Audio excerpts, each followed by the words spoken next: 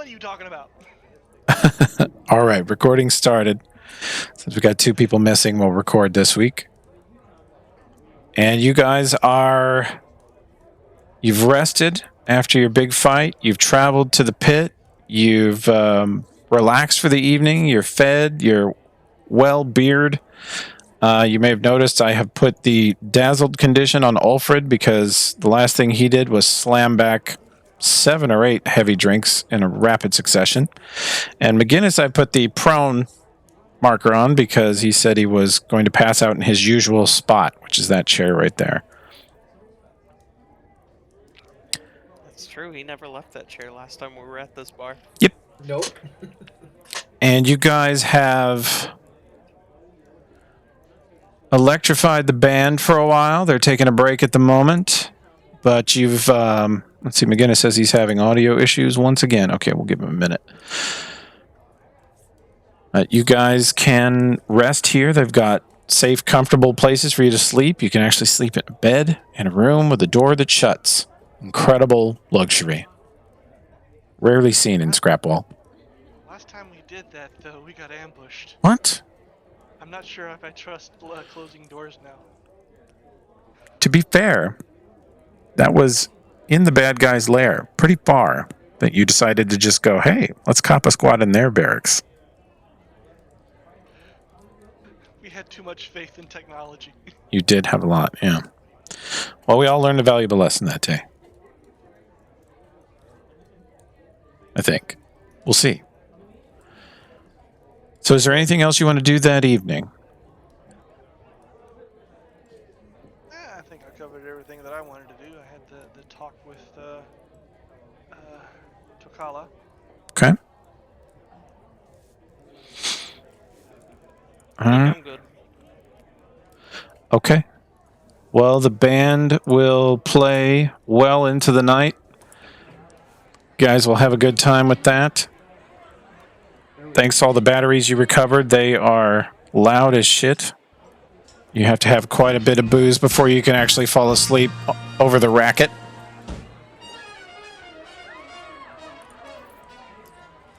And we will head for the morning. All right, let's go back to the main page.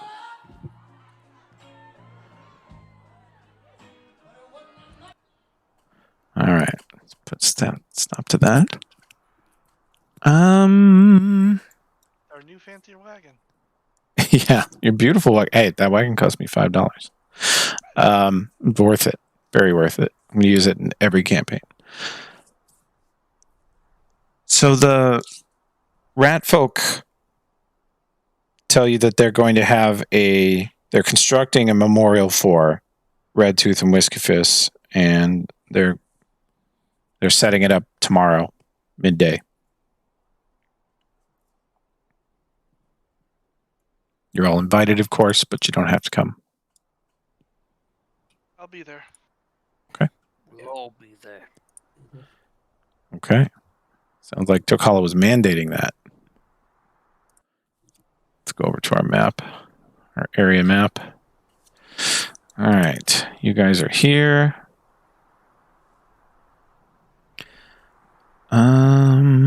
The memorial is going to be close to the gate. Tokala, did you say you wanted to visit the Gorham spiritual site?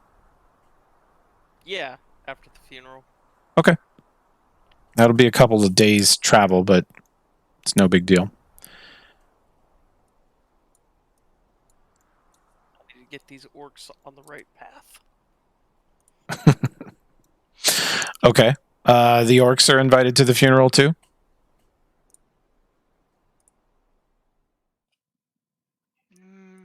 I'm not sure they would be considered welcome.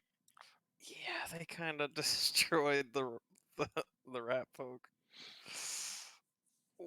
Why don't you guys just wait for us here? Okay. And we'll be back. All right. They'll do that. They follow your directives.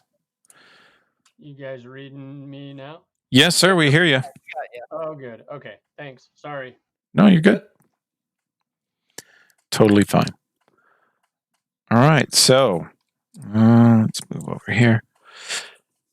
You guys travel for most of the day with the rat folk down around the south of this central junk pile to the spot they've chosen. You notice that along the way, there more and more rat folk are joining you, literally coming out of the woodwork. And there's more of them than you realize. There's probably 20 or 30. Some of them very young. Clearly, they keep their youngest back as purely observational scouts, not combat scouts. And as they go, you notice they are all picking up tiny scraps of junk, metal, rusted metal, little flakes of this and that, and they're sticking and fusing it together using various materials they've got. And they all seem to be sort of doing arts and crafts as they walk, making something, weird little sticks with flanges coming off of them.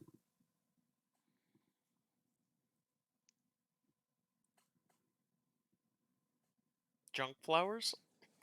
They look like junk flowers. I love it. I thought you might like it. Takala's gonna try to replicate it.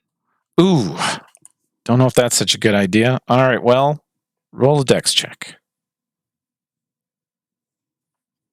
One of my best skills. Let's see. They're going to help you. They give you +2. Oh. Well, you make what looks like a junk dong. And it just comes out sort of penis-shaped. Unfortunate. It's all I've practiced making. Yeah. Looks like you got the anther. Yeah. You notice that theirs look like little petaled, like closed petaled roses. And they all look very similar. They all seem to have the same exact technique of doing it. And your technique is just to kind of make a phallic object out of stuff. Doesn't quite hold together. They're like, oh, it takes practice. Yeah. He just throws it over his shoulder. Maybe I won't include that one. Okay. Going to place the junk dong on the altar. Okay. So let's head over here. And they have a sort of spot picked out in the middle of the dunes where they very carefully arrange all of their junk flowers in sort of a bouquet, and they tie them together so the wind won't knock them around, and it ends up being quite a few. And Dinvaya and Ulfred say some prayers over the altar. Tokali, you now have knowledge religion 1 rank if you want to try to help. Yeah, I think I'll be like the assistant cleric. Okay, you just want to assist. Yeah. Okay. Altar boy. Yeah. Totally. Altar boy. Yeah. Altar boy. That makes total sense. Altar orc. Okay. Dinvaya assists.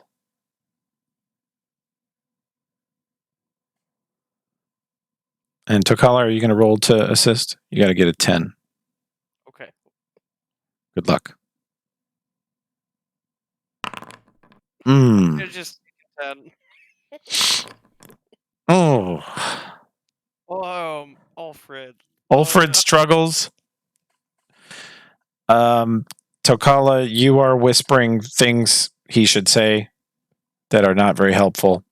Dinvaya is whispering, what she thinks are lovely elven prayers into his ears. None of it comes out seeming to quite fit the situation. And, this is sort of a disaster thanks to these skill checks. So, Kua will start singing the funeral song that you guys did before. Just a little quiet version of it.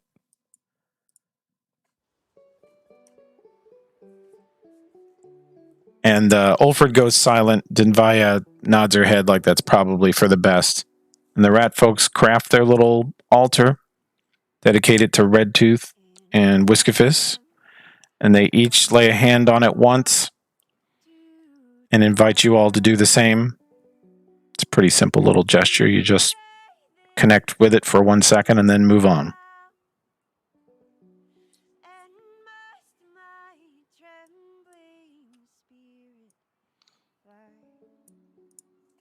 Mildred stands back and says something awkward and inappropriate, like, I didn't really know her.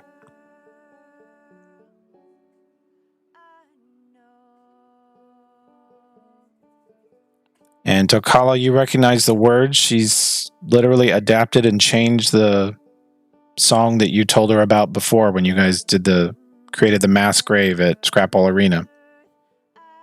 But it's the same song, essentially.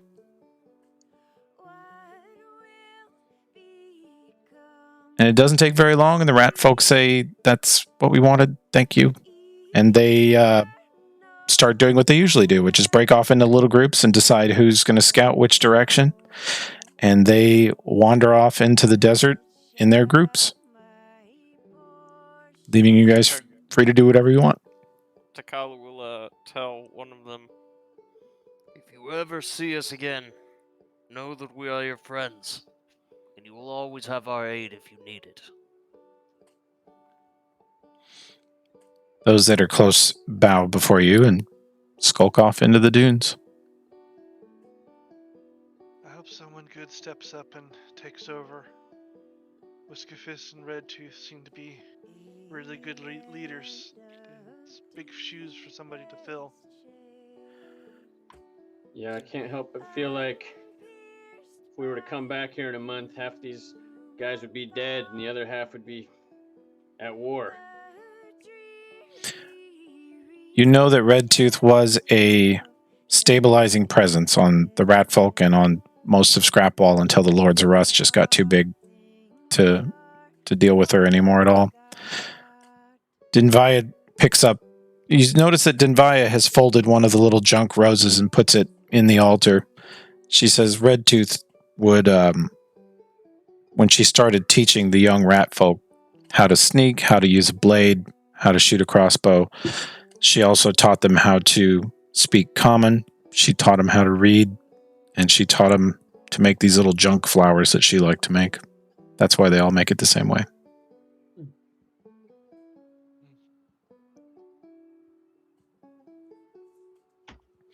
All right. Well, friends. Yeah? What's our plan? I'm kind of thinking a few nights at a hotel and a bath doesn't sound too bad. Where did you have it in mind? Well, it's more wishful thinking, but I kind of like to head back to Torch myself. I've seen about enough of this scrap heap. That was about to be my suggestion. I know of a casino that has such luxuries. Now you're talking. Plus, we gotta report back to the town council. I mean, they sent us here on a mission. For which there was a reward, if I'm not mistaken. Yes. Well, First, I need to stop by that holy site we saw before. I need to set these orc clerics on the right path. I understand. I won't begrudge you a last little visit. I got a few things to talk to some of the orcs about too, anyways. Okay. The helmet memorial or the helmet spiritual site is way over here. Actually, we need an icon for that.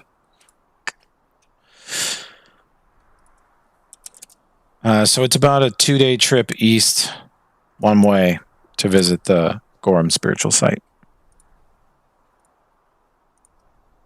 Ooh, that's a long trip, my friend, but I don't want you making that trip alone. Who knows? That Manticore's still out here, so I'll ride with you. Oh, it was such a weak enemy before. I can't imagine it would give us much trouble now. I mean, you are the Godslayer, McGinnis. Surely it cowers in its boots? Yeah, I kind of hope we do see it again. I wouldn't mind giving it a tussle. let's not push our luck. Yeah, you're right. Olbrin, you weren't there for that, were you? No, I was not, but I've heard tales.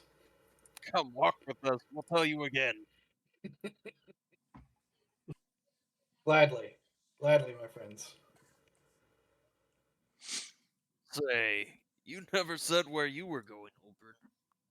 Coming with us? Well, I didn't yet know, but I've talked to Kua and Ola, and they are choosing to remain here at the pit. They feel safe.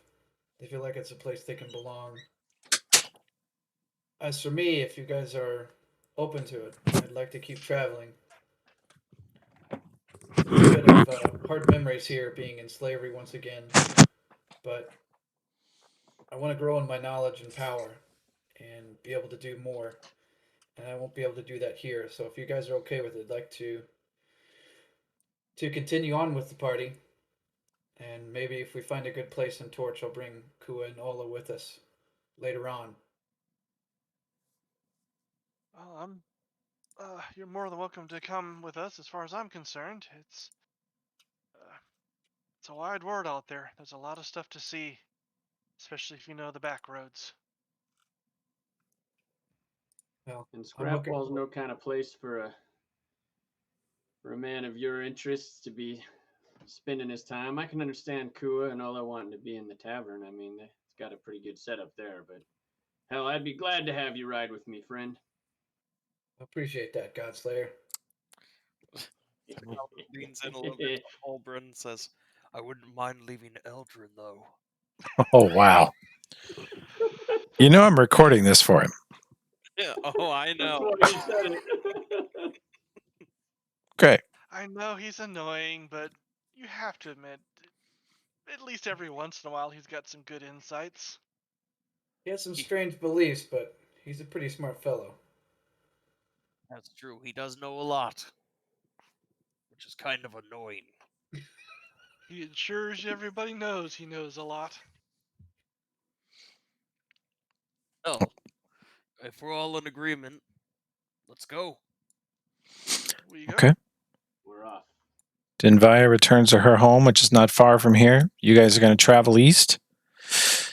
And throughout the day, you are treated to a pretty empty Scrapwall. Actually, you're going to want to go a little farther. You get about this far in a day's walk. Completely unmolested. There's nothing to accost you in Scrapwall, really. If you run into anybody, it's ratfolk or orcs or silverhawks that are all your friends. Maybe even some smilers. Man, things sure changed around here. Yeah, quite Remember the when change. we were being able to skulking stroll. around, sticking to the edges, keeping our heads down? It was a terrifying place when we first got here. I swear my whiskers are twitching. I feel like I'm exposed out here, even though I know it's mostly safe. I'm gonna run into an animal or something, I'm sure, but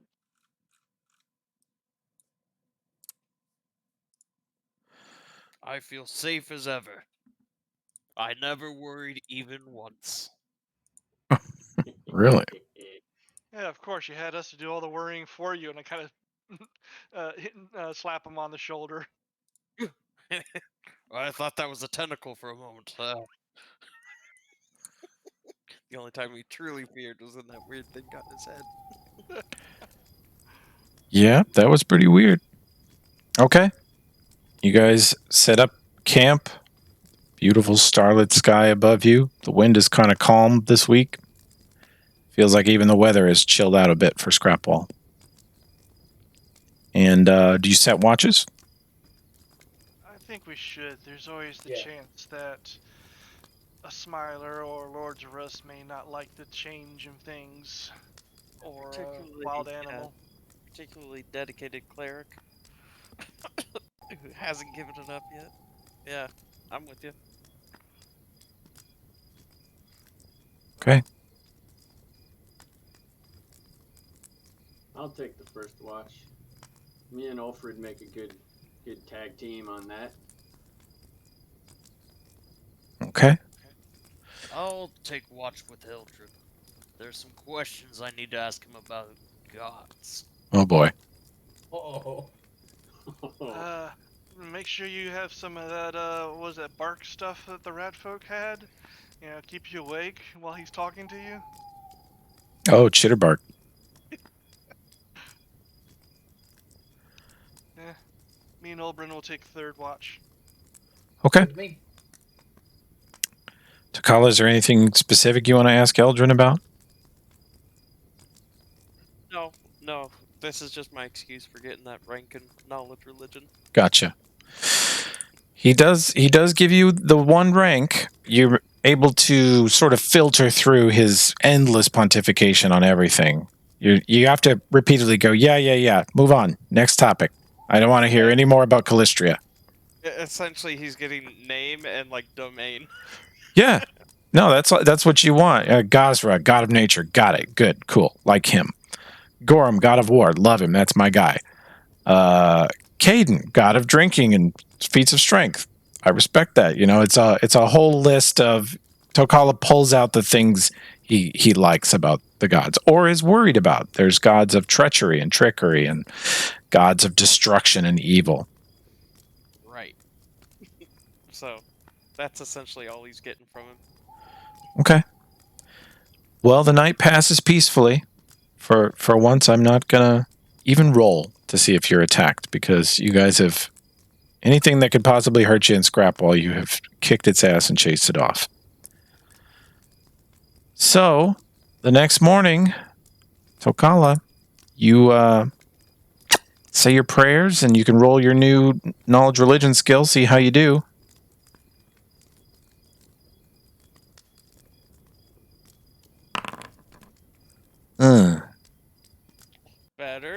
Better. Perfectly average. Well, today, again, as you start to say your prayers and try to reach out to Gorham, you can sort of distantly sense him. You feel your 0-level spells kind of come online, and you feel access to an ever-changing connection of divinity. It's like you're standing at a fork in the road, but there's 12 forks instead of 2. And one of them is Gorham, but none of them are labeled, and there's a voice in your head that is constantly distracting you and pulling you different directions and makes it very difficult for you to focus. And so we're going to see who you connect to today. Are you ready? Let's do it. Through all the chaos and confusion, you manage it, and you connect to good old Gorham, and you are fully functional as normal today. Gorham, you'll never believe what happened. This is what your prayers sound like? Yeah. Papa. Kindergartner coming home from school? Yeah. Look who I killed today. Ooh. Okay. And you've sent word for the orcs to meet you here at the site you're headed to? Yeah. We'll backgame that. Make sure you guys send out the word to them where to be and when. And you guys start traveling for the day. And as you are passing Scrapwall Arena, you see the orc forces. There's still maybe 50 or 60 Scrapwall orcs of various types. And most of them are wear their traditional gear of makeshift stuff. You notice that the clerics of Hellion they still have their spiked gauntlets, but they've taken the symbol off of them. And it's odd as they meet up with you and walk with you and discuss, and they have a lot of questions, specifically for Tokala, and Eldrin tries to answer them, and they ignore him. Even though Eldrin's answers are really more factual and based in study. But Tokala, what you hear from them is it's just totally dark. They don't feel any confusion or distraction or voices in their head, or they're not having any ability to connect to divine energy at all. It's very different from your experience. Luckily, Gorm is hearing me today, so I think we can set something up. Okay. Well, without too much trouble, you reach the Titanhelm campsite.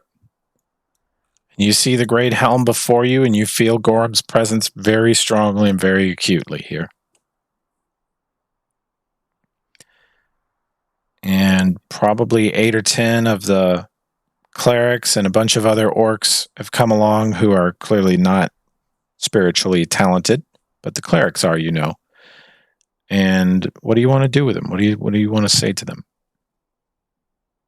So he'll first thing he's gonna do is teach them the only prayer he knows of Gorm. I figure one rank gives me one prayer. And it's Yep. like the simplest one, you know. Okay. It it's like the Our Father, but of Gorm.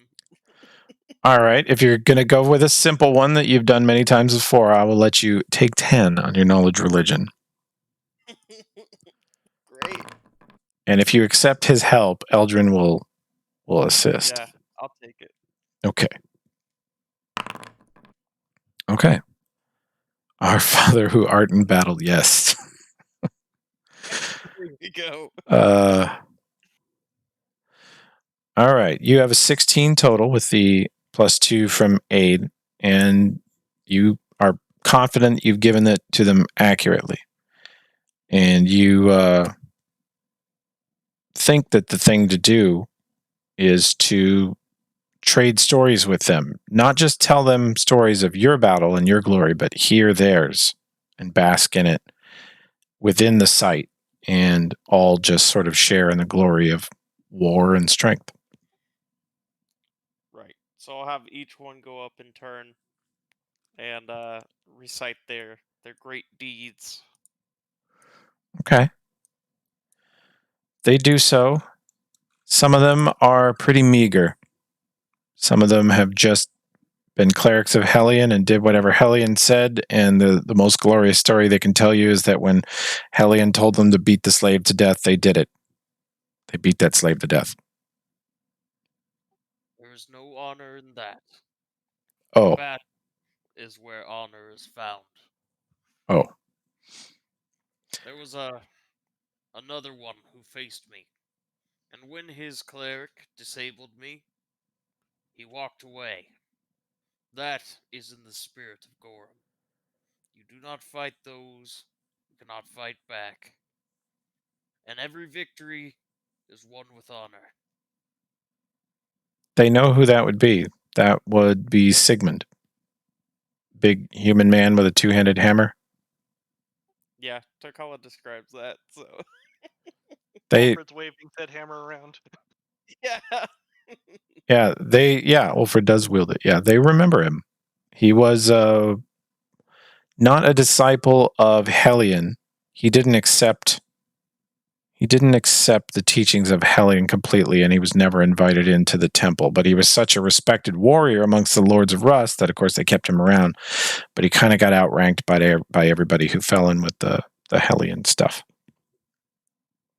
But he was very respected and feared. He was very capable in combat, and he didn't really want Hellion's help or the cleric's help. That's why he got so angry with them when they held you. Right. So yeah, I just try to explain what it means to be an honorable warrior, and to basically like live by the sword. Okay. I don't say the Bushido code, but you know, very much the warrior way kind of thing. Okay. Well, you do it. And do you want to camp here? It's only like early afternoon by the time you guys get here. Yes, and I will have them like pair up and kind of spar with each other in almost like a ritualistic sparring kind of thing. Okay. What do the rest of you do? This could be a good opportunity for me talking to those orcs like you messaged me on. Mm-hmm. Mm-hmm. So we can assume I'm doing that. Well, they like your idea of allowing their foes to underestimate them. That hadn't occurred to them. Orc culture is very, you need to have strength and you need to show it first right away, and that's how you get respect. And your whole idea of letting the enemy underestimate you and then overwhelming them with surprise, they like that. Yep. And then I would also kind of try to emphasize that, all of Scrapwall is now kind of their clan, their family, and that they need to protect them. Okay. So Well, that idea of that scout group you're talking about. the only leader of any of the Scrapwall gangs that existed when you got here that is still alive is Sevroth. So the Silverhawks are kind of in a commanding position. The Smilers were decimated. All their leaders were killed. Lords of Rust, all their leaders were killed. Their god was killed. And then the Ratfolk also lost their 2 leaders. So most of the gangs are kind of scattered, splintered, trying to figure out who's going to be in charge. And for the moment, they're just sort of all staying friendly with the Silverhawks. Not necessarily joining them, but staying friendly with them. That's fine. And the Silverhawks, for their part, haven't tried to expand their territory or anything. They go back to manning the gates of Scrapwall, and they talk about providing permanent guard to the pit, the bar, and running some power back and forth between Scrapwall Arena, where you guys said there's batteries, and the batteries at the pit. So the pit should have a permanent power battery if you guys ever need it. Well, that's good to know. So I think that takes up most of my time. Okay. Well,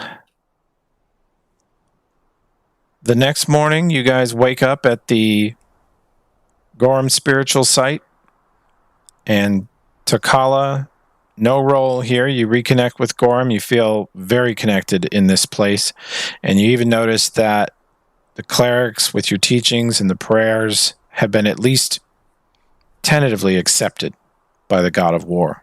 They're able to do cantrip level spells, a few first level spells, and they start to connect with the war domain.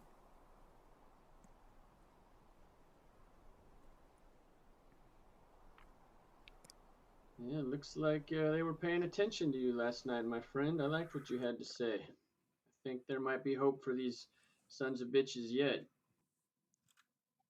I hope so. I'd hate to see this place go back to the way it was. Resources are scarce. It's going to be a bit of a struggle. It's just a matter of whether or not they can kind of overcome grudges and such, and work together instead of against each other.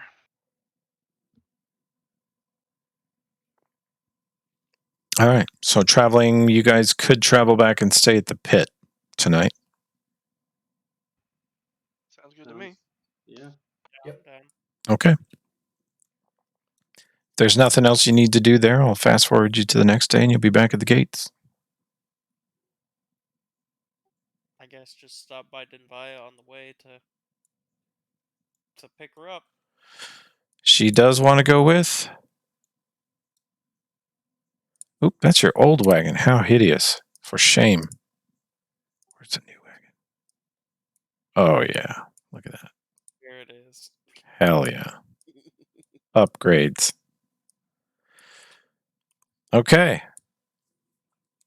So Sevroth shakes your hand at the gates and says, come back anytime. I'll keep it together as long as I can. Yeah, you do that. Gods be with you. Let us know if you need some help. Though I can't say that I'm necessarily going to be around much longer, but, well, I'll do what I can. Okay. Well, you guys officially leave Scrapwall.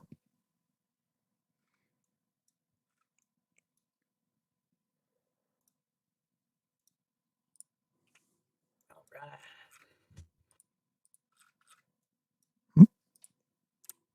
let's see. Get the map centered back here. There we go. And you notice that your horses have each gained quite a bit of weight as they've been fed very well by the Silverhawks at the gate. Oh, you boys are looking good. Pugnuts and Smidgen hitch back up to the wagon. And you guys are ready to set out. And it looks like it's going to be,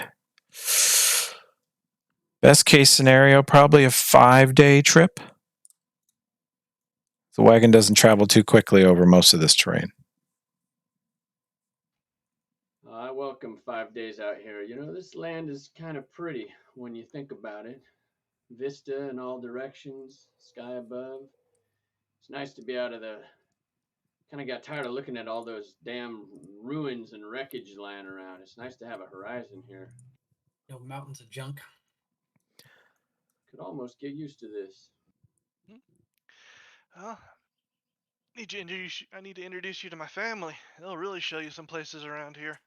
I've been back and forth across this whole area, I don't know how many times. Oh, yeah? Yeah, my family travels all the time. Yeah, you know, I might be interested in seeing more of what this place has to offer. Oh, there's there's the sea to the northeast, and then mountains and all sorts of different things. You want to get really adventurous, the Whirlwind is over to the northwest. Oh, no thanks. All right. Yeah, let's just enjoy ourselves. Going to die of the consumption. That's very dark. All right. Well, you guys travel, and we will, let's see, whose token are we going to use? Usually use Nomcath. We'll use Nomcath to indicate party's actual position. And day 1, you find the place to ford the river. Does anybody actually have the ride skill? Yeah. Someone took it at one point, didn't they? Yeah, McGinnis has had it the whole time, I believe. Okay. Denvaya gives you +2 on your ride check. Oh, well, that is slow going today. I've been out of the saddle for a little while. Yeah, the wagon gets stuck a few times. You guys have to work it free. You got a bunch of strong people and spells and other tricks to aid you, but it's really slow going. You remember, though, this area between Scrapwall and these ruins, which is Algernard's grave, is the worst bit. There's really no road to speak of. You're just making your own road with the wagon, which mixed results. But after a full day, you at least get Scrapwall in the very distant northeast behind you. You can still see the hills a little bit. And Algernard's grave, you should reach it tomorrow. Be interesting to see if the paladins have done anything with it yet, or if it's still abandoned. Yeah, I was wondering that same thing. I hope they're doing all right. Well, the next day you guys close in on it. Your camp that night is not accosted. I assume we're going to keep pretty much the same watch as you agreed on earlier. Yeah. Okay. Yep, you're unmolested on the next leg of the trip. You reach Algernard's grave and find that it is still deserted. Well, that's better than overrun with a band of face-eating lunatics. It's really only been a month since you freed the place from the Smilers. And so the paladins went off to get reinforcements and report what had happened. So if they send a contingent back, it probably won't be for another couple of months. Where did they say they were going for that? Well, they are paladins of Sarenrae, and the only reason they staff this fort at all is because it's one of their many routes to the World Wound. So they may just deem that it's not essential anymore. Although the paladins can also report that you guys got rid of the ghost. So that makes it a little easier to secure. You also decimated the gang of cannibals. There's some of them. Yeah, that organization is one of the organizations that travels to the World Wound and tries to deal with the mess over there. I'm sure they'd like the information about Scrapwall being kind of tamed for the moment. Yep, that is valuable information for sure. But they'll also probably have people in Torch, as Torch is still a place worth visiting on their trip. Some of them come from the southeast, some of them come from the southwest through Yaudenvey. So Torch is definitely one of the bigger stopping points through here. Although people could stop by at Scrapwall again. They'd kind of quit for a while because it was getting too dangerous. The Smilers were getting too aggressive. So were the Lords of Rust, but should be calm now. All right, let's have another ride check for the next day. See if we can do a little better. Dinvaya provides +2. There we go. That's a total of 18. You guys make much greater progress. Get past Eldrenard's grave, get out on the open plains, and you get pretty far. You got to cross this ravine, but you know a way down through it. Or you took one before, and with a decent enough survival check, we'll take that same easy way again. Doesn't take much, but whoever's got it, please roll it for me. Oh my God. OBS Oh, rolled. Dave. Yeah. Nomcath. Got it. Easy. You remember the way perfectly. Probably Eh. a path my family uses all the time with their wagons. Yep. Well, when you find a good path through a land like this, it's essential that you remember it. Yep. Okay. And you guys will arrive safely. Let's see. I don't need the Scrapwall thing anymore. I don't need that Scrapwall thing. Don't need the Titan-held campsite. And you guys see it in the distance. The lovely city of Torch. You see a purplish pink beam of light shooting up into the sky, cutting through the clouds. It's unmistakable. You've been watching it all day get closer and closer and closer, and now you can see Black Hill where the beam comes out and the town around it. And you kind of have to circle around to the south side because that's the entrance of Torch. It's not really an easy way in through the northeast. And you will arrive at your old home with a fancy new map. First thing we need to do is go for a swim, right, Tokala? In this new armor? I thought I would have drowned before, but now... Sir, A swim?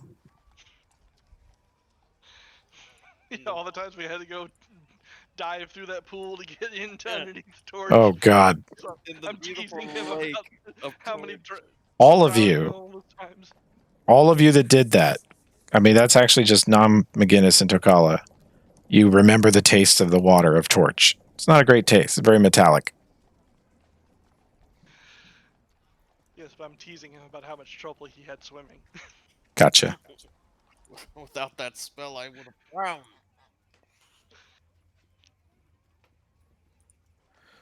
Okay.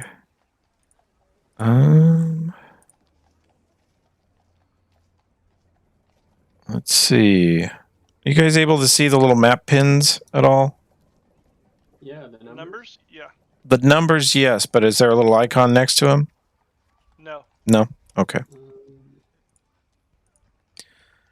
I found the horror. That's important. That's important. That's very important. Well, I guess I'll have to look at that later. All right. So, where do you go first? You roll into town with your wagon here? What's the first stop? Let's go claim our prize. Well, No. probably better stop off at the inn. 1 is the stable, 12 is the Foundry Tavern where you stayed before. You know, but the Yeah, let's go stop off at the stable and then go check in with Connor and Val. yeah. Okay. Drop the carriage off. Get it. Make sure we got rooms. I mean, this is a busy place now. They might not have rooms for us. Change a mod. I don't think it's going to reload. Yeah. And then we'll get whores. Then you'll get whores. Okay. I mean, I wouldn't have thought about it, but well, she's right there, so. Naturally. Take out her delivery.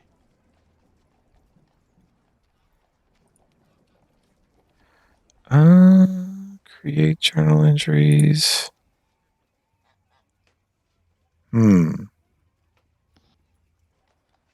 Okay.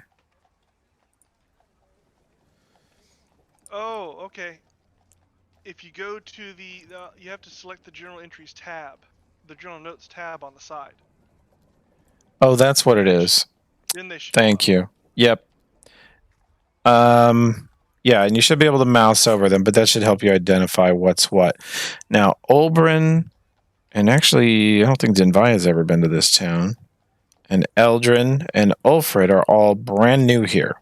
So they're just kind of not sure where to go, what to do. But you guys are recognized upon walking into town, and actually the wagon is recognized too because you bought it here. But 12 is what you want. That's the Foundry Tavern.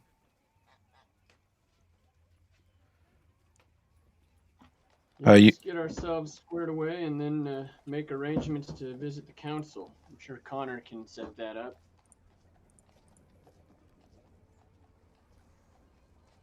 Okay. Let's see. Find my Foundry Tavern map real quick. Nope, that ain't it.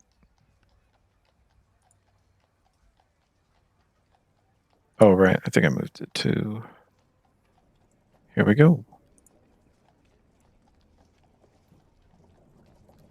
Toggle navigation, and boom. You guys pull in and park your wagon at the front of the Foundry Tavern. Looks about like it always did. You can hear the bar is full of people. You can hear a lot of noise coming from inside. They fixed all the damage from the last time we were here? They have. They even replaced the walls you guys destroyed. Well, not you guys, but you know, you were there. And who goes in first? I'll go in. I was gonna say, let the Godslayer go in first. I'm sure he's gonna want to brag about it.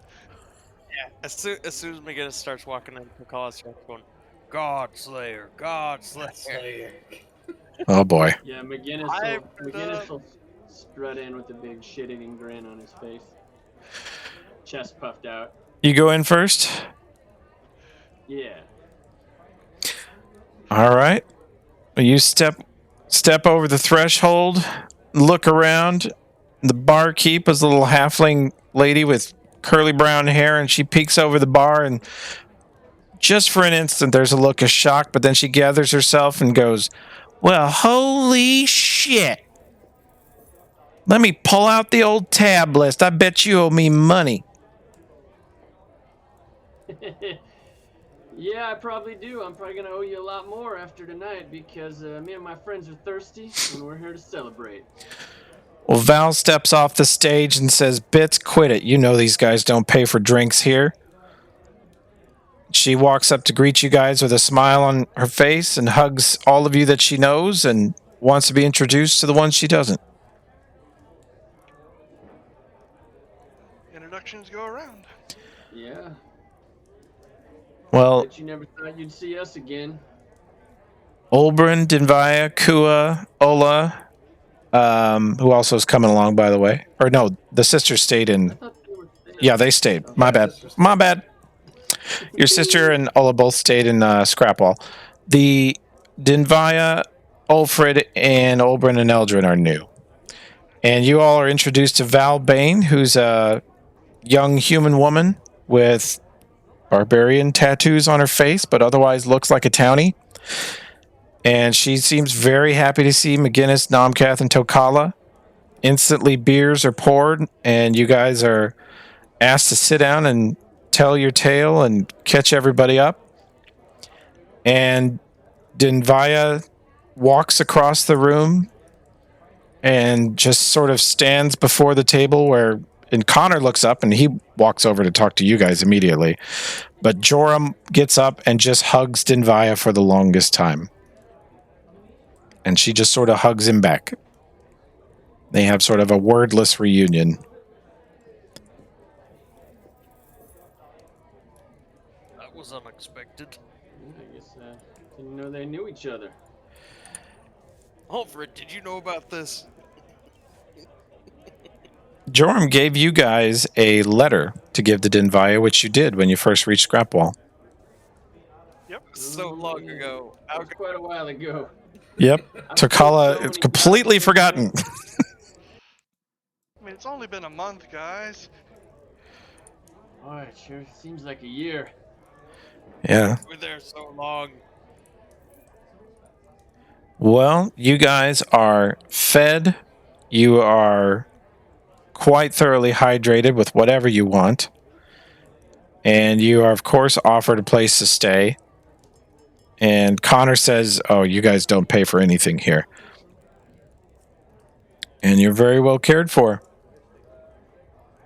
All the locals, you actually notice that the Rope Fist gang looks a little worried when they see you guys come in, but they sort of sheepishly wave at you. I just grin and wave at them. You know, that cat grin. They should be worried. We kicked their butt last time, and now look at us. We're so much beefier. You are quite beefier. Well, Olbrin, you notice that there's not a whole lot of reaction to you being a drow in this town. In other surface world villages you've been through, there was kind of a shock at you and your sister and Ola. But here, following in a big orc and a cat man and a dusty old gunfighter, you don't seem that out of the ordinary. He's kind of puzzled. He asked Tokala and Namkath why no one cares that there's a drow tagging along. Probably decent chance because you're tagging along with us, and we did a lot of good here, and they know us and trust us. I mean, there was a giant robot scorpion that we fought. It's a pretty weird place. You're the least weird thing about this area. So many. Val, you need to take a look at this. And he drags Olbrin over. Look at these tattoos. Have you ever seen anything like it? On Olbrin's marks? Yeah. Val says, well, those are very nicely done, sir. Thank you. I was admiring your tattoos as well. She says, oh, these weren't nothing. Beat up one of the other tribal boys. You probably got yours the same way, huh? Mine was more tied down to a table. Ooh. That's different. Yeah. It was not by choice. It was part of our society. Yeah. But I'm benefiting from them now. So. You notice that her father is sort of listening to what you guys say, and he very quickly comes over and introduces himself, and he says, I am honored to meet one of the dark folk. I have never had such occasion, and I would love to practice my Undercommon with you. And he tries to speak Undercommon, and it sounds like someone who's speaking Undercommon for maybe the first time ever. It's a little rough, but you understand him. Olbrin smiles at him and says, I'd love to help you, and I'm probably the best dark folk you'll ever meet. Okay. Most of us aren't very kind. Oh, I'd heard that. But this is Numeria, land of surprises, really. And he's thrilled to find out that you're also a magic user. He is a wizard, quite accomplished one. And he's thrilled to talk spellcraft and knowledge arcana with you all evening, if you let him. We do. Yeah. Fortunately, Morgana took off with your spell book. Well, he's rebuilt his spell book, and Val's like you, he says. She's also talented in the arcane arts, but she's like you. It's more innate. I never was able to teach her anything.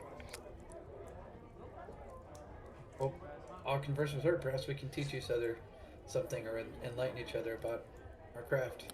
Yeah. We're not going to role play that. No. No.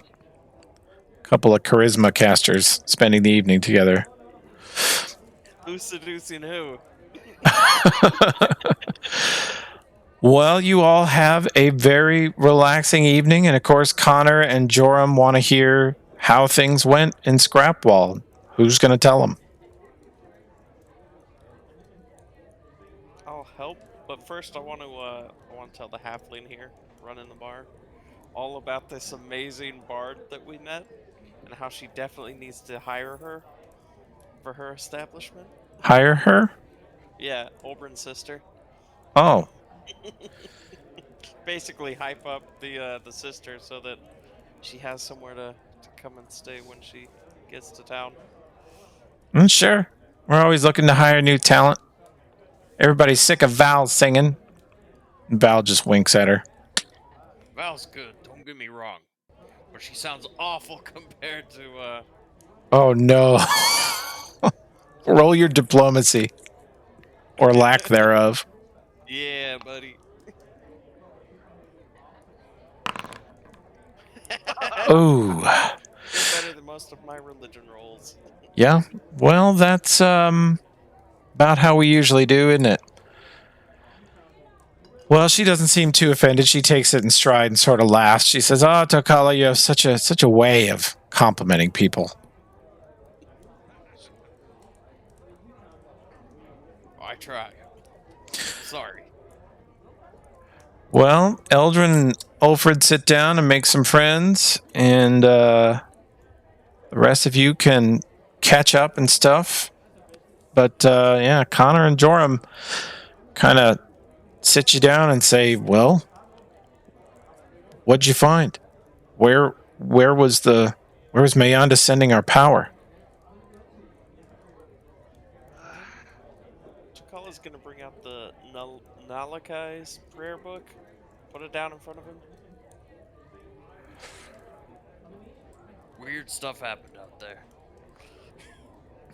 Connor leans forward and says, "Oh, this book has a rather strong smell to it." I hadn't noticed. You wouldn't. Joram looks at it and he says, "Oh, if my orcish is correct, this is crazy as shit." It's correct. He says, "All right, so they were worshipping some demon or devil named Hellion?" Some minor god, lesser god. It's hard to understand. It seemed to inhabit this metal body and then this other place too. And it was powerful. It tried to tempt us all, and fortunately none of us really fell for it. Tempt you with money or women, says Joram. Visions Power. of power. Mostly. Future. Power. For Eldrin, it was knowledge, but for most of us, power. Power too. I mean, he said he was undergoing some sort. He was leading some sort of operation That's for true. Hellion. Some great big machine. So what became of it all? We destroyed the robot body it would inhabit, excuse me. That was not, kind of rubs his shoulder a little bit, which is still looking scorched. That was not a lot of fun.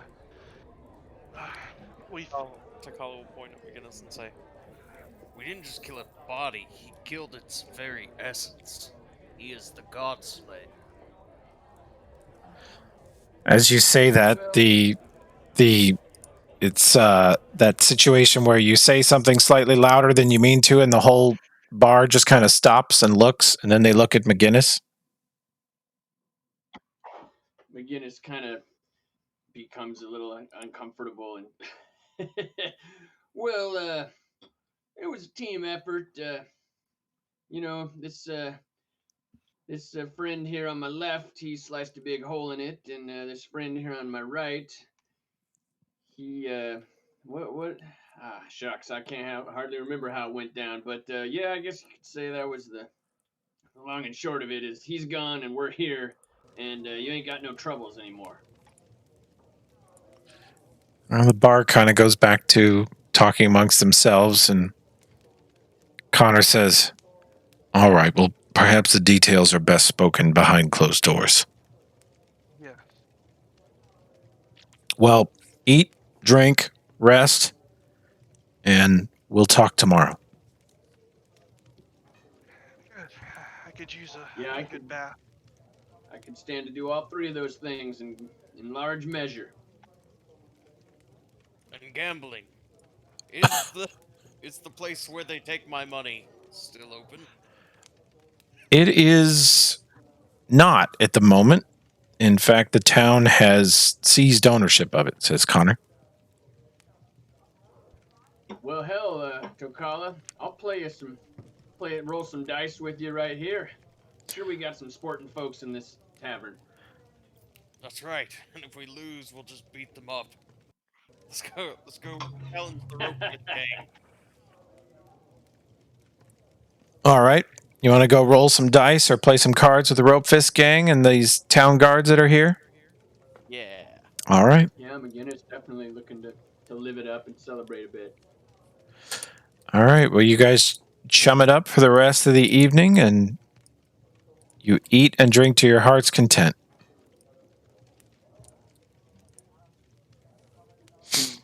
And you are each given your own room. It's very comfortable, even more comfortable than the pit. It's a nice warm bed. Most of the rooms here have nice soft rugs on the ground and cute little tables, and you can take your beer back to your room. There's also a private dining room. And yeah, you get some real peace. Even more so than in the pit, you feel like you're surrounded by a lot of walls and a lot of guards, and you don't really have to be on your guard the way you did when you were in Scrapwall.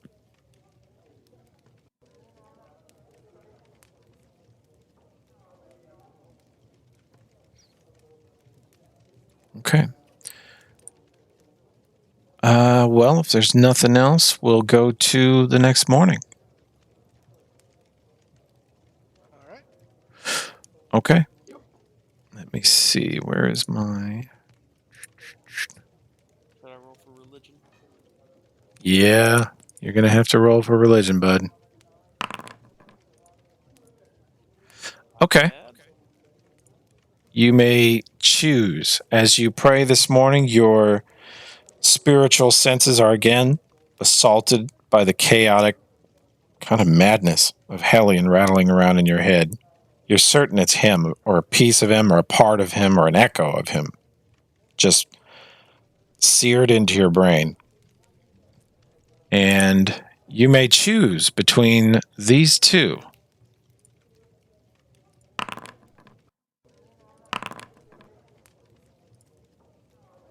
You feel a connection to a god of, to you, earth and fire.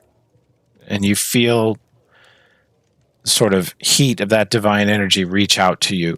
And you know you can connect to the blessing of fire, or there's another god, a little more chaotic, a little more free, a little less respectful of rules. And you feel that this god is all about luck and revenge. Okay. Luck. Okay. You have the blessing of luck for today. The tables last night, you know, you made a little few coin. I did okay. I kept betting on black, and they said that's not how it works. It's not roulette. Yeah. We'll get the roulette. We'll get the casino up and running again. But there were black and red cards, and I never really understood, but they said I won a few times, so that was nice. Okay. Well, in the morning, you guys are served breakfast, and Joram comes back, and you guys are kind of all crammed into the private dining room over here, as you guys have a huge hearty breakfast. And then Connor says, all right, tell us what you will of your experience. Tell us what happened. Let's get everybody crammed into this tiny room and shut the door.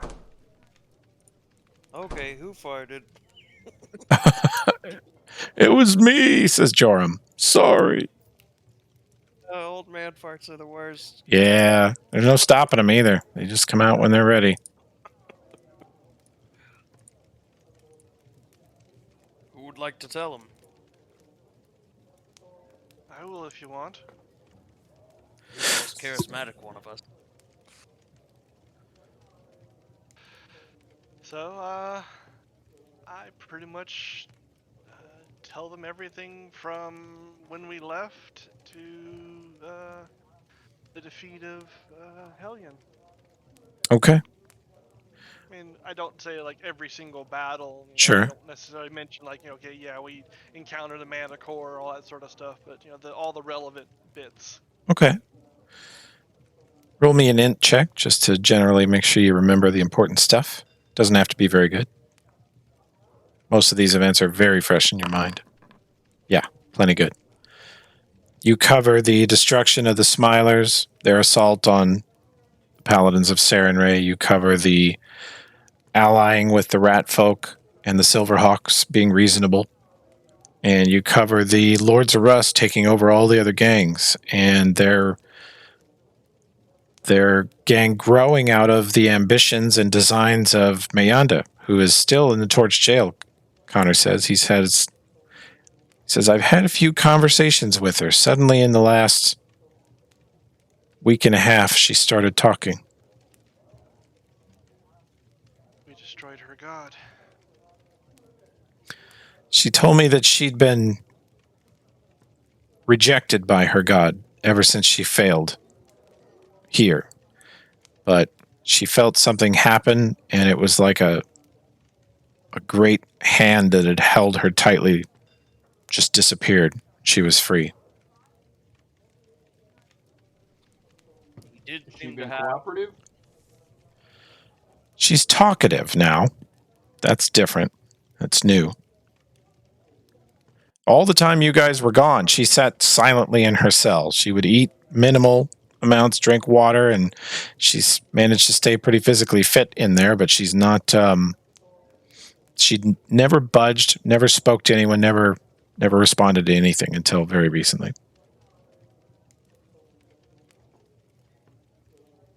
Maybe she has some insights on Hellion's plans. I only got bits and pieces of info. Connor Worth a visit. Connor says, well, you all told me Hellion is dead? McGinnis shot him? Yep. Put him down. Big time. He's gone. I don't know how a god can be a god and still shot to death, but I believe you. We're not sure either. I'm not entirely sure myself, but, well, you asked Denvaya, she'll tell you the same. It's a done deal. She does. She nods and looks at Joram and says, it's true. Hellion was a divine being of some level. Very powerful. Started an entire cult. Unified the gangs of Scrapwall or defeated the ones that wouldn't join him. And was poised to take over the whole region. Probably Torch. Torch was his first major outreach. But he's been destroyed. His clerics are without any magical abilities at the moment. But I introduced them to Gorham, so don't worry. Connor kind of smiles at you and says, oh, good.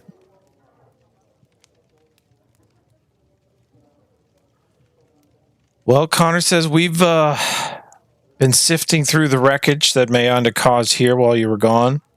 The council has seized possession of all of Garmin Ulrith's assets, his casino, his home, his warehouses, and all the goods within, and disbanded or jailed or somewhat reformed his gangs. So that threat to the city is past. Sounds like you all have fulfilled your bargain. So there is another matter that the council's arguing back and forth over, and wondered if maybe you all would have some input on it. Well, we can give what answers we can. Well, it's about Dolga's Forge. It's one of the nicer facilities in town. Dolga didn't have any children or next of kin that we know of. And in her last will and testament, which is on file at the county court, the town courthouse, she left it to the city. She said if something happens to her, then the ownership and stewardship of her forge and everything in it goes to the city. So we've got it. It's locked up tight, and traffic's starting to flow back through, and some people want to rent it. Some people want to sell it. We don't really, I've got my forge here that I use, and we don't really have anybody that could set up shop in it. So maybe you could settle that argument for us if you have any suggestions. I'm sure everyone kind of turns to Via. And via, yep. Mhm. Yep. She's, Heads across the room. she turn says, towards her. what? You interested looking for- in getting out of Scrapwall and someplace that isn't run by gangs?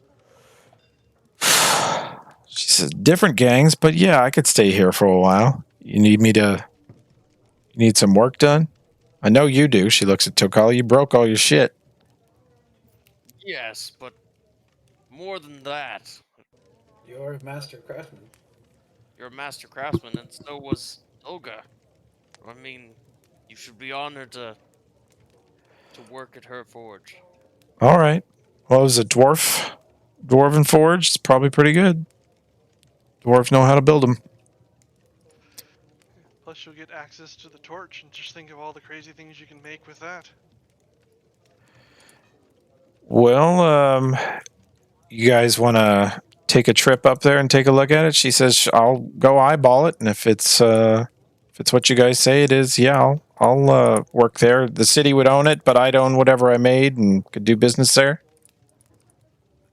I'd assume the city would ask you to do small works for them at times, but yes.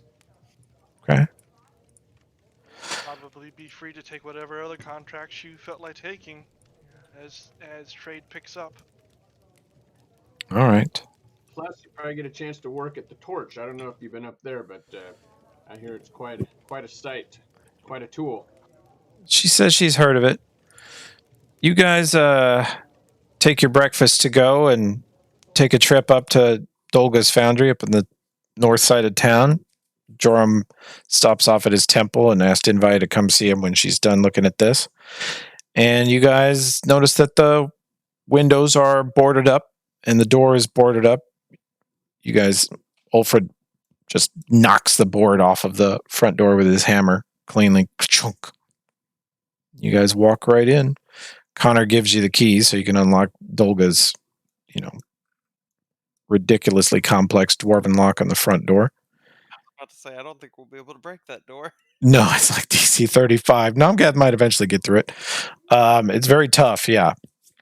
And she says, this is very nice. High quality tools. Forge is pretty hot. The only thing this forge can't melt, I can go up and use the actual torch to melt. She says, I believe I could maybe even work that adamantium we've got here.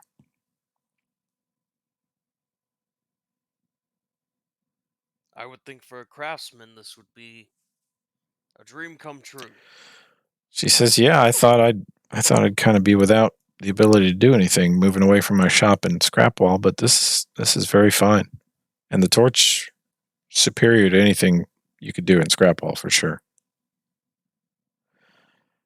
Yeah, all right. Well, I guess just let me know what you guys want done. Come up with the materials and the money, and I'll start on it. Speaking of money, I think we solved a problem, didn't we? You did.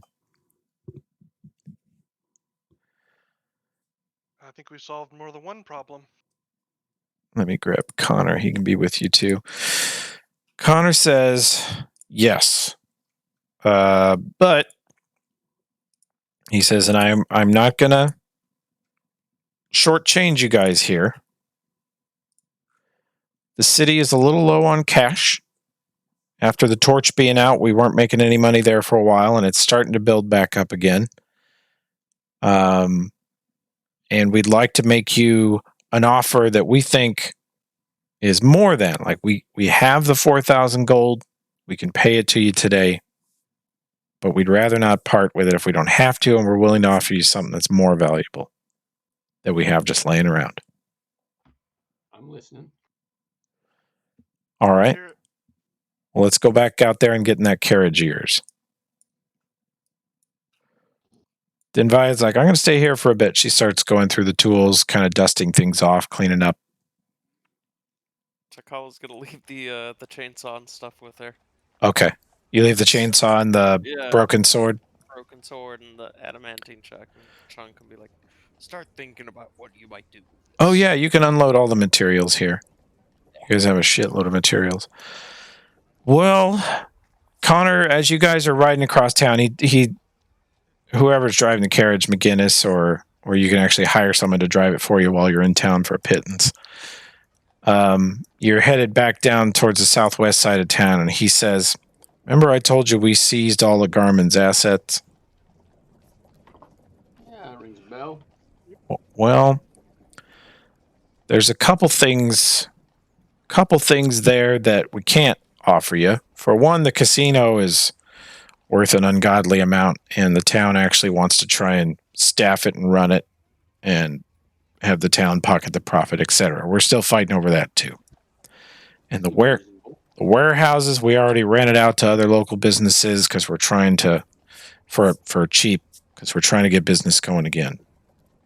But Garmin's house is one of the nicer houses in the nicer part of town up here in the northwest. I don't know if you guys have ever even been to this side of town.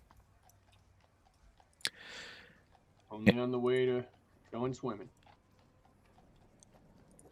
All right. Well, he directs the carriage to go up there, and he pulls out a key in his pocket, and when you guys pull up, he walks up to one of the most beautiful multi-story manor houses you guys have ever seen. You've never actually come to this part of Torch before. You've gone past it in the night while you were sneaking into the caves, but you've never come up the hill. This is where, like, the city council lives, all of them except Connor and Val. They all live up here on the hill in the rich part of town. And he says, well, this town is prepared to offer you permanent ownership of this property.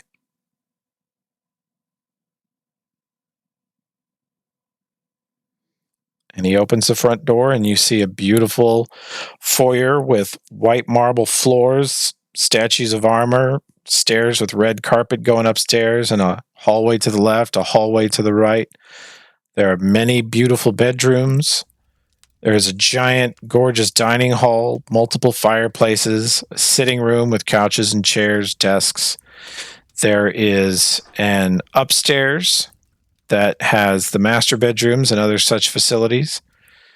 And it's just all kind of stunning. It's ridiculously posh. Many of you have never been in a building like this before. this is just huge. Could fit my whole family in here and have room for leftovers. McGinnis tries to look enthusiastic, but he can't muster the excitement for it because he knows that he's not going to be sticking around, really. But are you guys all excited about it? Like, he's not going to rain on the parade. If Chakala finds the pool, he's gonna be pretty hyped. I can learn to swim. Let's see. Toggle this on. Let's go up to the second floor. Let's get you guys. You have tokens on this floor? Yeah, you do. I do not. You do not. Here it comes. Poof. There's a sparring room. There is a there's a bunch of really nice bedrooms up here, all spacious, big comfy beds, storage space. There's a library that Eldrin's already looking through the books in. She says, "Oh, this man reads mostly fiction." He sounds disgusted. He's completely disgusted. He opens one book and it says something about arcanery. He says, "Oh my god, this is filth," and he puts it back on the shelf. I also need a token on the board. Oh, you need one. I'm sorry. Here you go. You don't have one? I have one now. Okay, good. Oh, there's two of me. Kill it. Kill it with fire. Yeah, I'm not sure what. Oh, those are downstairs. Those are not really there. That's why. This is one of those maps that upstairs and downstairs are visible from multiple locations. So.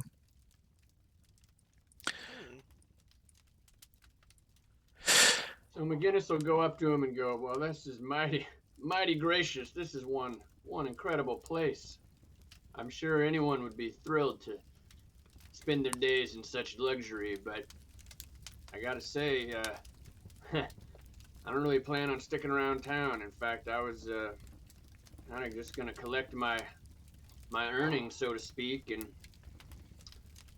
be on my way. So I appreciate the offer, but I think it's one I won't be able to accept." Did you hear that, Nomcath? What? He's leaving. I mean, this place is incredible and huge, but it's just I don't stick around in one place very long myself. Yes, I'm I don't always care about the traveling. house. I'm worried about our friend McGinnis. Well, I figured we'd be leaving with them. Is that right, McGinnis? Well, I'd love to have you along with me. Hell yeah, I'd love to. Where We've are been we having going?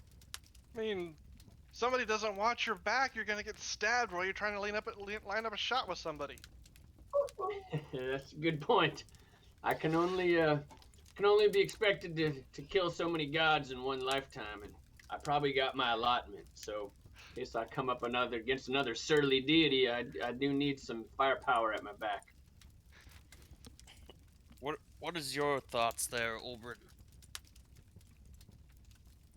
Well, even if we are planning on venturing forth, Torch is an influential place, and our friend Envia will be located here. It may not be a bad idea for us to have a place to come back to in safety.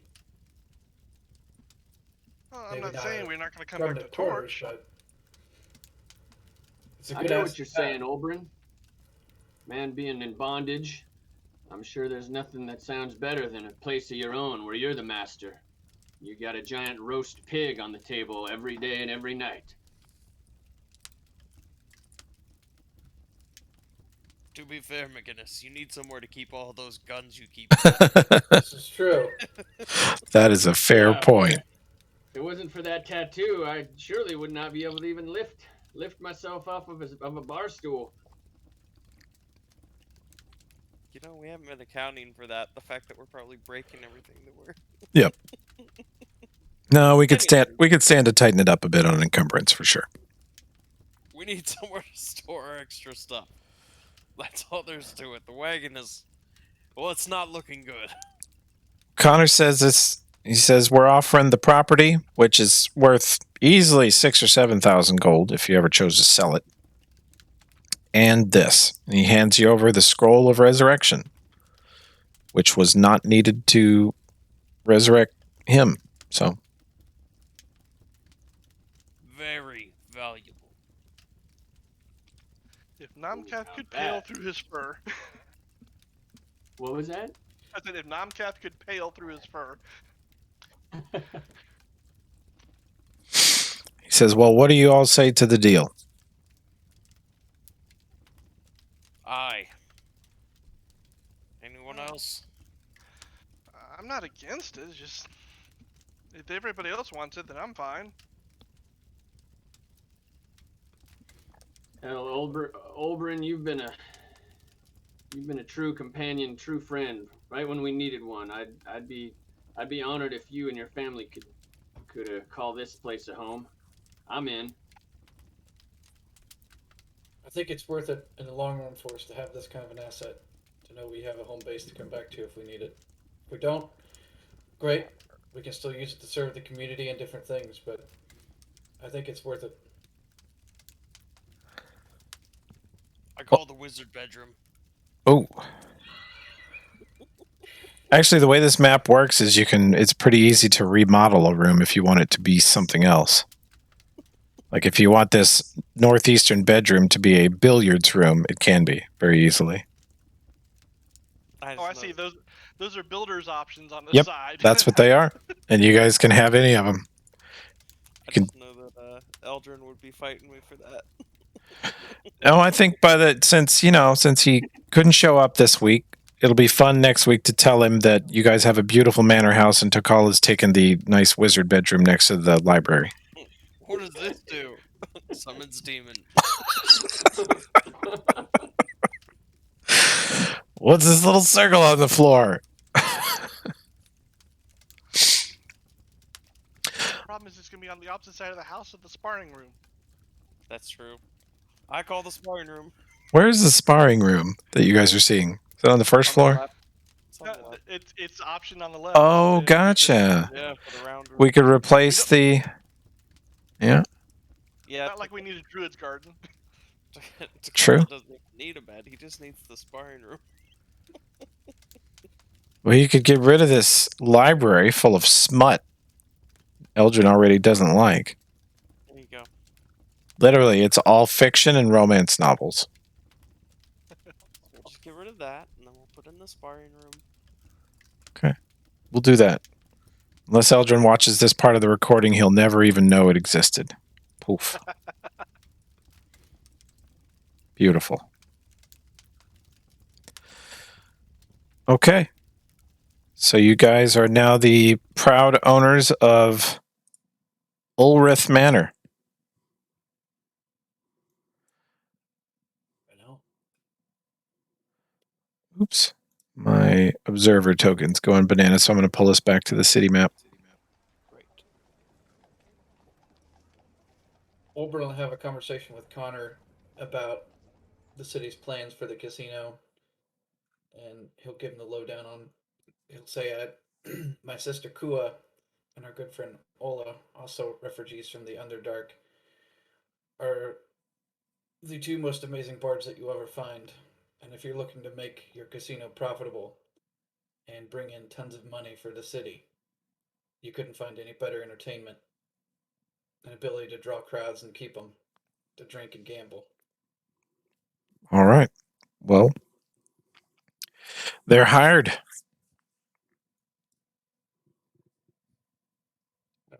I'll send word to them. You guys have a lot of pull here. You saved the town months before. By the sound of things, you saved it again. Although this one will be tougher to explain to the townsfolk why you're so helpful. But yeah, you got a house to come back to if you ever want. And just because you have a house, McGinnis, doesn't mean you have to be there. Yeah, I mean, I haven't had a house in 20 years. And the next 4 books, we don't even come anywhere near here. Yep. But hey, it's somewhere to come back to. Books. Who's gonna get teleportation first so we can just start visiting whenever we want? Eldrin for sure. Well, he's on the You can't. he's on the alchemist spell progression. It might be Olbrin gets it first. He's the only one that gets it. I don't think alchemists Yeah. can teleport. Also, Olbrin gets like plane. His astral bloodline is all about plane shifting and transporting through other planes and stuff. So he might be able to zip you guys back here more often than you think. Like an astral shortcut. Yeah. Mm-hmm. Now, Connor, we've got a lot of stuff that we've been collecting with the intention of selling it in our party barge. Yeah, he looks in the back of the wagon and goes, "Oh my.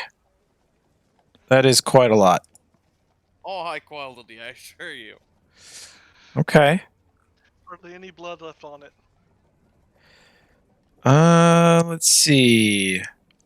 The guns are mostly garbage. I mean, they're not garbage. They work, but they're only valuable to, gunslingers. So they're gonna take the biggest hit. But all these other masterwork weapons, the armors, the shields. Is this +1 breastplate? You're also selling that? Yeah, no one needs it now. That's actually worth way more. Let me adjust its price a little bit. Okay. Yeah, I mean, we might as well start sifting through this now. All the masterwork gear and normal gear, you will easily get 50% for. I don't think anybody in this party is particularly great at appraise or haggling. Maybe Eldrin Honestly, is. no. You never know. Let's see. He takes weird skills. Nope, he's not bought a single rank of appraise. He gives 0 shits about money. It fits. So the guns, I think you're probably going to get about 10%, but everything else, 50% or more. That's fine, I think. No, Sounds not worried reasonable. about it. And I And- could adjust the value on the masterwork daggers. I was just looking at it. Yeah, let's correct that stuff before we tally all this up. The other thing is, I assume Eldrin won't mind coughing it back up, but the Califaso signet ring, Mm-hmm. just on its magic item value alone, is probably worth 10,000 if you can sell it. That would be, Now we're talking. I mean, a black market sale, you might cut it down to 7 or 8 if you want to move it more quickly. Or Dinvaya will tell you that with this forge, if she does this first, she could basically disguise it, remove the Califaso sigil from it, then it just becomes a ring of, what does it do? Sea Strider, which is a really valuable ring. And it's made of mithril, ruby, and gold. That would greatly lower the chance of anyone ever trying to kill you for having this and trying to sell it.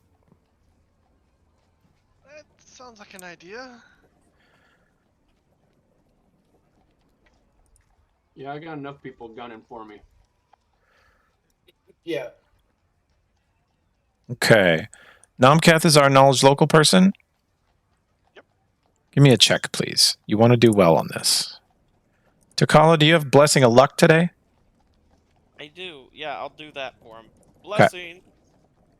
Hashtag blessed. Nomcath, does you that can do for me? roll knowledge local twice and take the better result.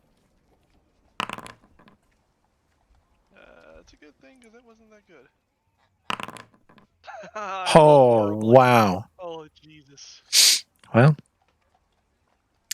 you are not completely sure about. There's not a lot of black market in this town, especially since Garmin's gone and the town council has been on a rampage of exterminating the Rope Fist gang. The Rope Fist gang tell you they don't have the contacts they had a couple months ago, and they're like, no offense, but you know why that is. But there's always a chance you can keep checking every week or so to see if some rich muckety muck comes through. They said, or the guy with the connections to move magic items is rotting in the city jail for the last couple months. No. I would rather sit on this than trust him. I'd rather Yeah, I throw got it no in the problem lake. with the. Yeah.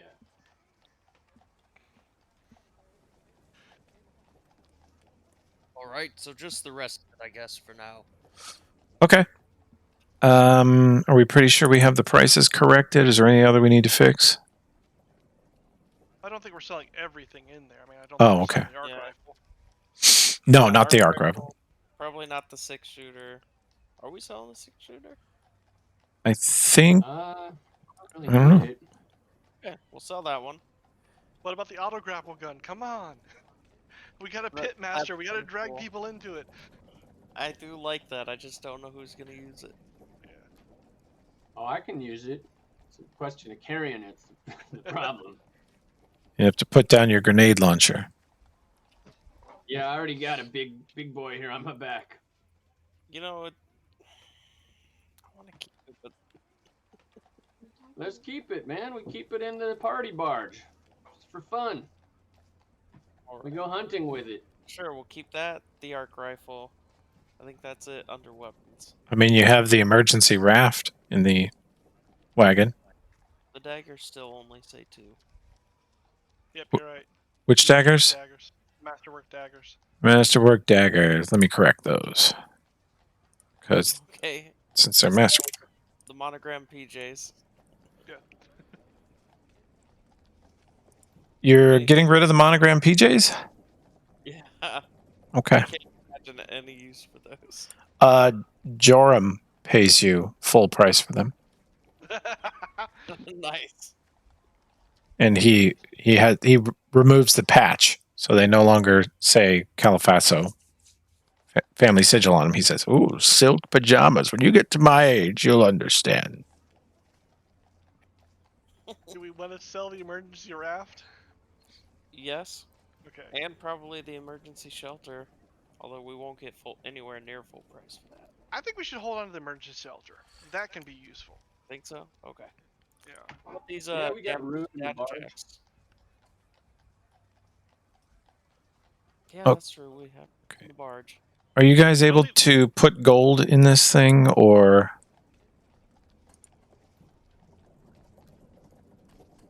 What do you mean? I'm not sure. Like, are you able to delete, like, to sell an item, like to delete it and then put the money in your pocket? No, we can't adjust You can't adjust the gold. Okay.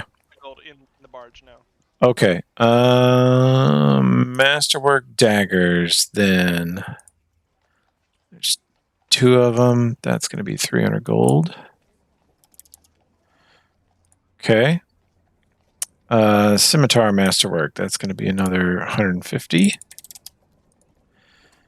Selling this bolt action rifle. That's going to be 550. Is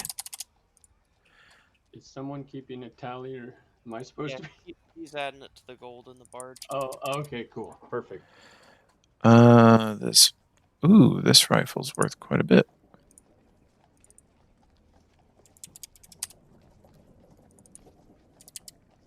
No, 3-2. There we go. Musket pistol. That's gonna be 260. Ooh. Times 20, 180, 240, 340, 440. You gonna sell the 6-shooter? That's up to you, McGinnis.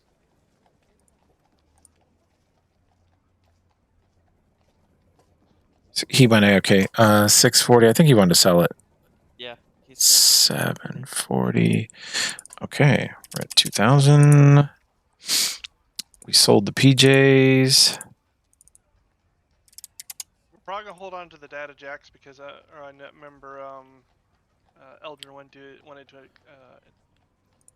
mess with him. Yeah. mess with them. Dirt. Dirt. Armor we get rid of. Keeping the flashlights. I think everybody who wanted a flashlight has one. Yeah, I'm okay with selling it. The tech, I need a knowledge local. To sell the emergency raft, I need a knowledge local because you guys don't have appraise. And it needs to be pretty good to move that, to find a buyer. Unless you talk to Samville Trent. Nope.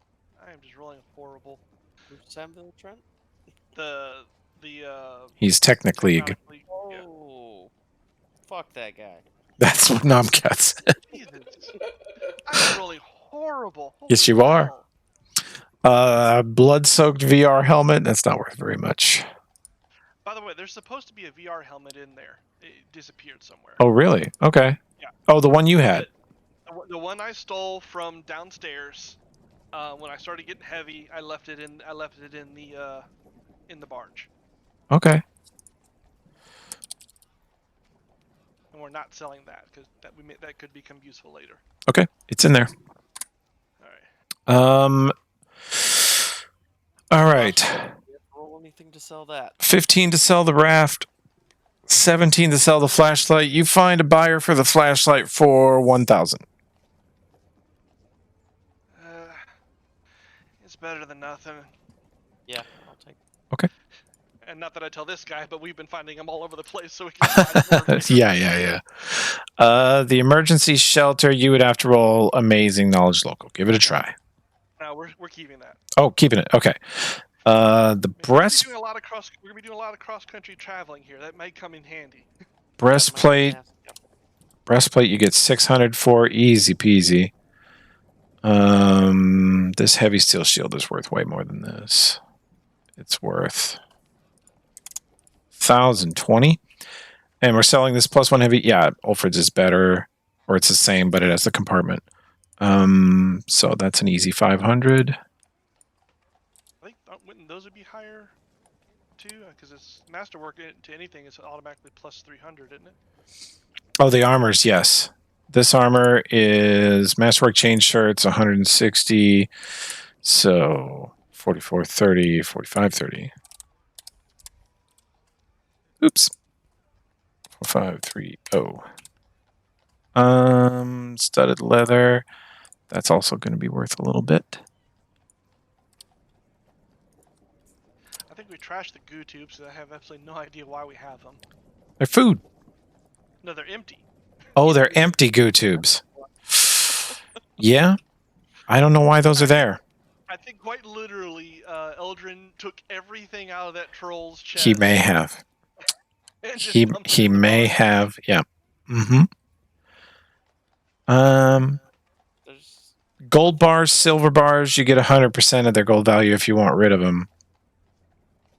Is there anything we can create with those? Jewelry. If you ever make any rings or things like that. Why don't we give those to Dimvaya? Okay. And, it's one part, hey, here's stock to help you start off, and one Yeah. part is if we ever decide we need something later, you can, that would use this, you can pay it, you can kick us back then. Okay. The next question is, how long are you guys going to stay in Torch? You've been here just about a day. About 24 hours so far. Hell, just selling all that stuff probably took over That's a day. probably several days worth of work to move all those items. But you do have almost 4,700 gold now. Split that up between us. I mean, McGinnis is already getting kind of antsy. I think he'll want maybe one more day or two of celebration and feeling like cock of the walk and eating and drinking and living it up. But he's gonna start to get like, well, now what? I never stay in one place. Now we take the money that we just made selling of this stuff and get other stuff that we might want. Upgrade our weapons for one. Yeah, shopping spree. That sounds kind of fun. Yeah. I could lighten my pockets a little bit, make room for another little pistol. What is it with you and collecting guns? I mean, honestly, you never use half of them. You just carry them around. I just got an affinity for them. I mean, It's the right tool for the job. It's part of our heritage as a people. Are his people Americans? I'm glad that you. That's a fair joke to make. Out of a bald eagle goes off in the background. Yeah. Bald eagle swoops in and. Own a grenade launcher. I should be able to own a grenade launcher. Yeah. If I want to accidentally shoot my friends with it. That's my business. Yeah, that is. They should have been my friends. That It's really sorcerer shouldn't have been not that standing there. That's right. Why was the sorcerer invisible in the grenade zone? Fucking So, sorcerers. Are we gonna try and sell the scatter suit? Who has the scatter suit? Where is it? That's living on McGinnis's equipment list. I'm just looking through. He's been carrying that this whole time. So Actually, yeah, you guys need to go through your equipment list to see if there's anything extra that needs to be dumped into here for Yeah. selling. yeah, exactly. I just started thinking about The these random three of you things. who've got the mule Over- cord. Or Alfred is carrying all kinds of shit. I think. Yeah, he is. Oh, that's Hey, true. man, Let me can you look at hold him. this for me? That's true. Let me look at him. Shark bite, the +1 axe. Remember We're that? selling that, Oh, we're selling that. Okay. and nobody wants to use it. Wraith blade. Arc pistol can go in the thing. Let's see, that's How do I his. add the scatterlight suit to the? Can I drag and drop? You should be able to drag and drop it. Let me know if you can. I'll do it.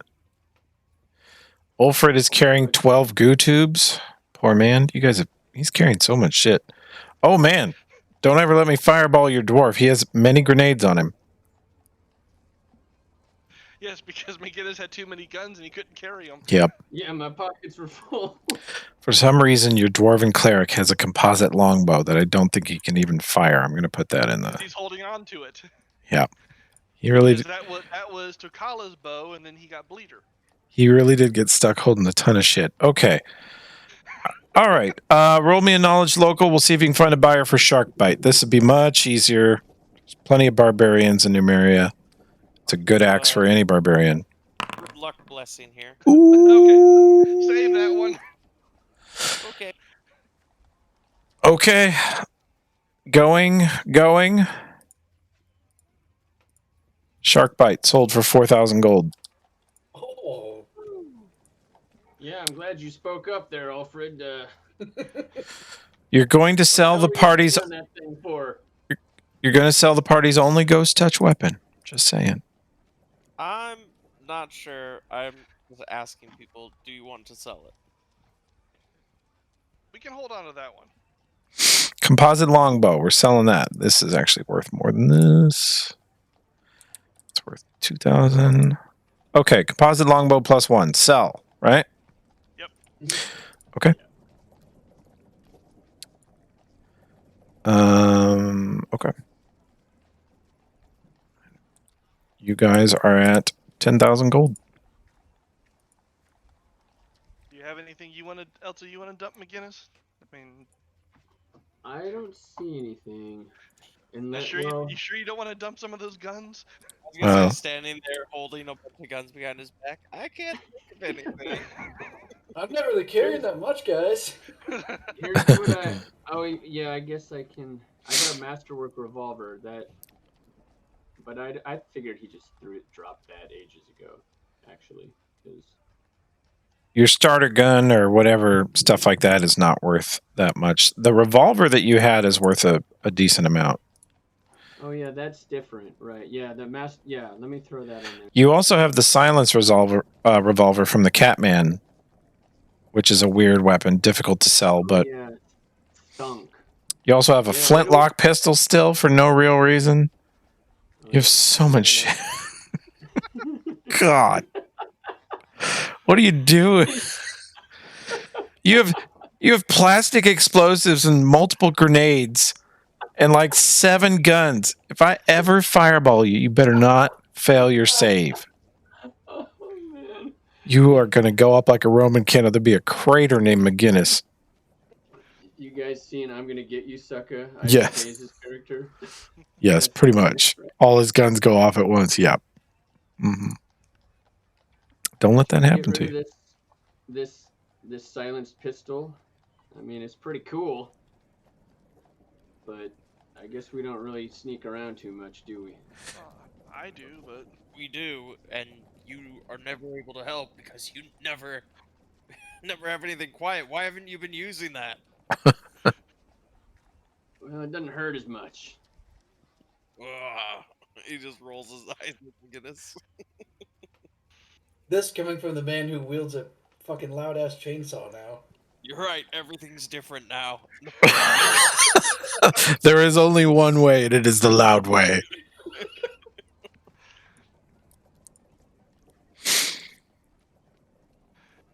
Okay, sell it. Hold on, let me quietly pull start my chainsaw.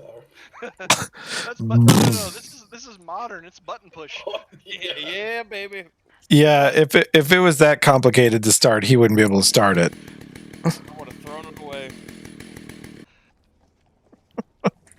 Okay. Is there any potions you want to sell? The town has a couple alchemists. Supposedly Gavrilo has set up shop somewhere here. Yeah, we gotta check on him, see how good he's doing. You ask about him? Who do you ask? I suppose I would ask Connor. Sure, he's been keeping tabs on him. I actually haven't seen him in a long time. Weeks. Has anyone checked on him? Is he dead? I don't think he's... I mean... No? He How many might more be. Tentacles does he have? Tentacles? Connor looks surprised. What do you mean? No, never mind. It's a joke. Inside joke. I wonder if you went down under torch to that. There was that lab down there. Remember? Are we gonna find him down there doing like mad scientist stuff? Hopped up on meth that he cooked himself. Yeah. Just a picture of Gavrilo in his underwear going, "We have to cook." I had stuff. I couldn't stay. I had to stay awake because I couldn't. There was nobody to take the shifts off. So I kind of made this up on the side. It's just I got stuff to do. Oh my god! And then he's gonna start supplying something way more potent than that cheddar bark to the rat folk. Okay, revolver sold. Silence pistol going. Sell it. Yeah, you can sell it. Okay. Scatter suit. No one's using it. No one wants it. Sell it. Okay. Scatter suit.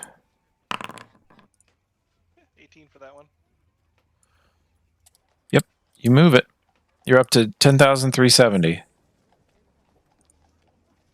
And the raft, right? We're selling that too.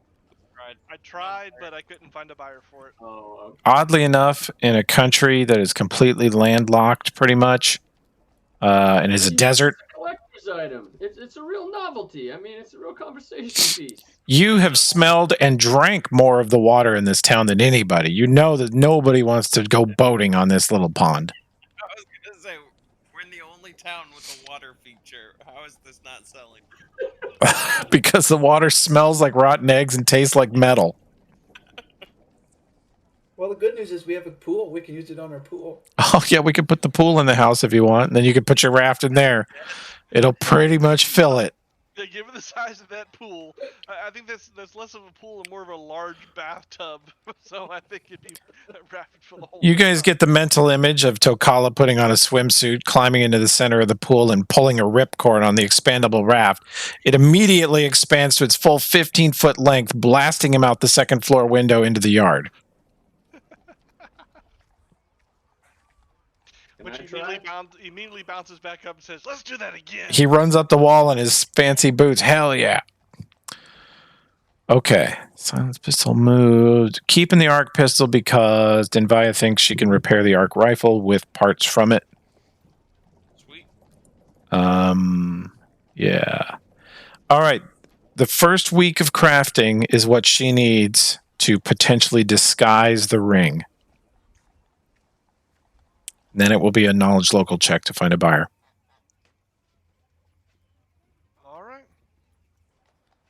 Okay. She does it. And I'm going to change its name now to Disguised. We're gonna split up this cash between us. cut out the people who aren't here. Doing the math. Of course. I mean, we earned it. We're the original gang. They're just a bunch of groupies. Oh, wow. No offense, Aldrin. Oh, They did the wow. legwork here. Unbelievable.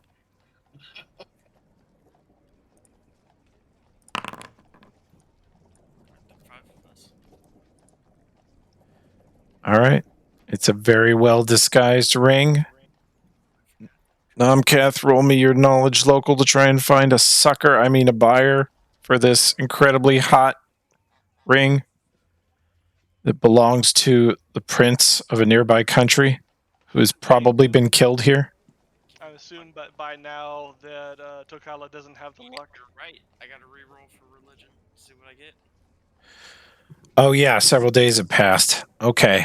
Roll me your knowledge religion check. Maybe we'll get lucky this time. How'd you do? 15, you get 2 checks. All right. You cast about searching for Gorham, and oh boy, that's not good. Hey! For a moment, you are staring into an abyss the likes of which you've never seen. It's like a dark night sky with no clouds and no stars, and you feel something looking back, but you can never focus on it, and then you hear Gorham, and you just run that direction.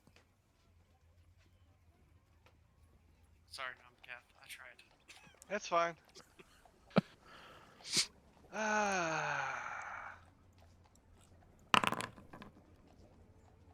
Oh. You do not need my help.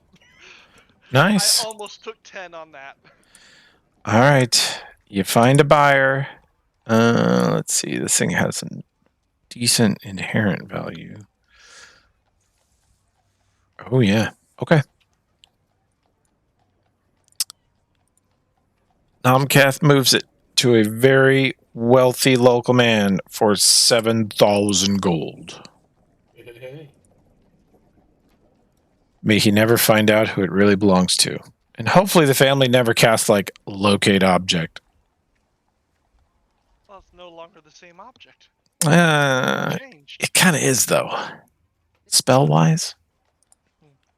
Okay, so that puts us at $28.95 a piece. I like it. Boy, that ring. That was nice work, Nomcath. You really brought back a haul on that one. Well, I mean, in the last couple of weeks, he's not had that innocent look to him anymore. He's been a lot more relaxed and just a little more worldly seeming. But for a minute here, he comes back and he's like, I mean, I had a sick mother, and I didn't really want to sell this heirloom, but I had a sick mother. And then he just grins. Devious. Okay. She gets well soon, my friend. Oh, I'm sure she's feeling much better already. I don't think the division's right. What is it? 17,370.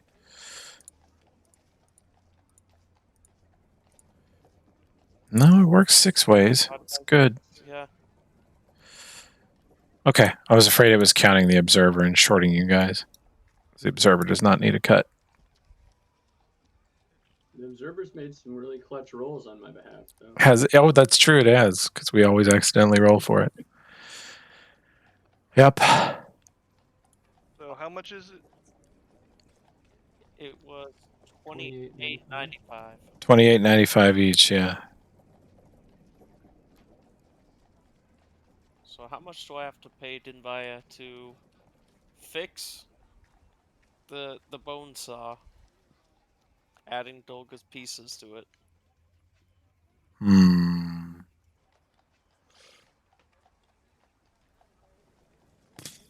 Dolga's greatsword was +1, but it was attuned specifically to you. Chainsaw's +1 or +2? I don't know. It says +2 in the Does it? inventory. Bone saw +2. Yeah, 4,000.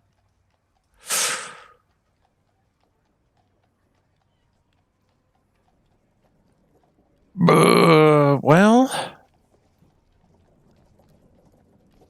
The thing is, she says, are we incorporating adamantite into this project?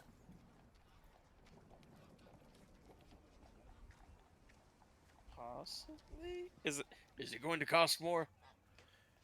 Yes and no. Part of the cost is materials. But if we use some of the adamantium, that's worth a lot as far as the material costs. Like what I need to make what you want, which is a +2 adamantine bone saw with another power on it, whatever you want, frost or fire or something else. Like it to be cruel. What does cruel do? It will, when a creature is frightened, shaken, or panicked, that creature becomes sickened for 1 round. And then if it knocks a creature unconscious or kills it, you gain 5 temporary hit points that last for 10 minutes. Okay. Just get spattered in gore. The cost is And 1. Well, yeah, basically she says I need 8,000 gold, but this is, 18,000 gold worth of adamantium here. So, if we're going to do the adamantium, then I really only need like 2,000 gold and some of this adamantium and one of the mithril bars. Is that okay, guys? I mean, Sure. I like the sound of that. 2,000 gold down and sold. Okay. What are you going to use for a weapon while she builds this thing? Because it is incorporating your old sword, which is broken, and the chainsaw, and you sold the axe. How long is it gonna take? Let's see if anybody's made us a timer. Pathfinder.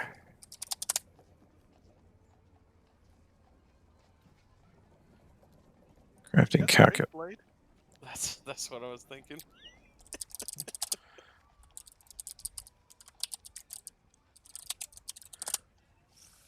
Or of course, you could just pick up Eldrin and throw him. Use him as a two-handed weapon. That's extremely brutal. I'd Isn't have there a to take feat a for for that? that. Yeah. All right. Running joke. I don't know if you guys ever heard of the D&D 2nd Edition Dark Sun campaign. Oh yeah, Yeah. my favorite Totally. setting. Yeah, the gladiator. You're automatically proficient in all weapons. The running joke in my group was the gladiator was proficient in thrown half elf or thrown halfling and wielded half elf. Nice.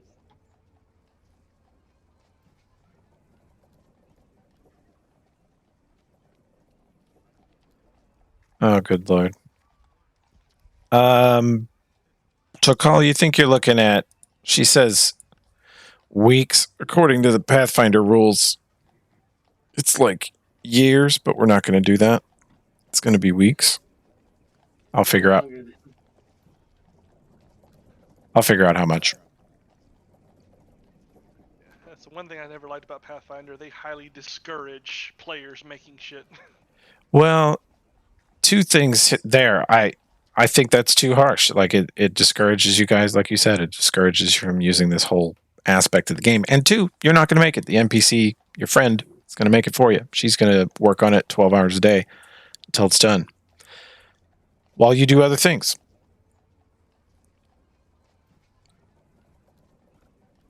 Okay.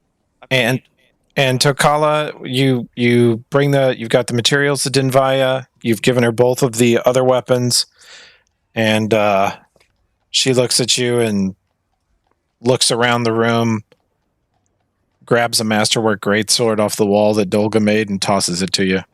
Here you go, bud. That'll work. Just on loan. I'll return it. Probably in one piece. Okay, so I need to put Probably. 28.95 gold on everybody. I added got- mine. Yeah, I've got mine. So Olbrin. Olbrin had 80 gold total. Poor ass. He now has I've been, $29.95. yeah, honestly, I've just been doing my golden hero lab, so I just put it on there. See if that works. 29.15, 32.55 on Ulfrid. And Eldrin. How much money you got? Eldrin has some platinum pieces. He didn't really have any gold. Now he has 2,900 gold. Okay. So, how much would it cost to have that muleback cord tattoo done? I think it's 1,000. It's whatever it costs, just like outright. You can definitely Togali. You don't even have to craft the materials here. You can just buy them. You can go to the store and buy some good ink materials. Yeah, pal, you gotta join the club. Oh yeah, the party's tattoo is muleback cords. Like I've that's been using if you're a charcoal. biker gang, you're the muleback gang. I've been using charcoal for everyone else's tattoos. Yours are gonna turn out way better. Except that mine is going to just end up more shaved patterns in the fur. That's how Toby said it ended up working for me. Ever heard of scarification? Tokala, a city guard comes to you on the fourth or fifth day. You guys are here crafting and partying and relaxing, and says, "Connor asked me to go check on this this particular individual, Gavrillo, at this address, Good. Yes. and Go we busy. we did that, and the door was smashed outward from the inside, and a lot of broken furniture in there, and nobody seems to be home for quite some time."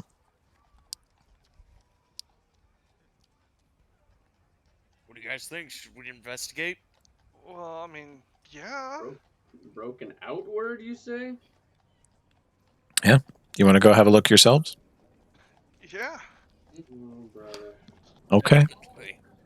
You discover that Gavrillo was living in a small, really small, cheap house here off the craft district, this tiny little spot. And he had been doing business in town at the local market, which is just north of here, marker 11. He'd been selling basic potions and offering some different herbal cures and stuff like that. And people were, he's very competent, very talented at what he does. So he was doing well for a while. And several weeks ago, he stopped showing up to the market. No one's seen him since. You get to the house. You guys can roll a survival check.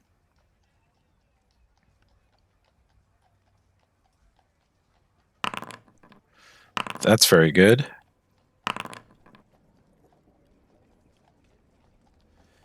Oberon, you're scanning around with detect magic and stuff, and you're picking up faint and faded transmutation aura.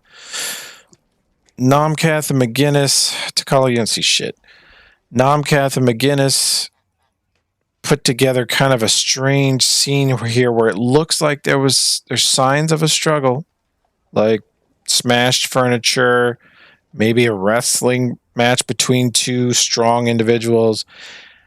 And Nomcath, you're looking at the floorboards that have been torn apart like they were melon husks or cardboard or something. They're ripped up by such incredible strength. It's just amazing. They were just shredded as if they weren't even made of good wood. Something really strong was in here. I think you got faint aura of magic, transmutation of some kind. Not sure what that means yet. Well, I mean, he was an alchemist. Maybe he took some sort of elixir of his own to try and make himself better for the fight. There is also a lot of broken glass shards everywhere.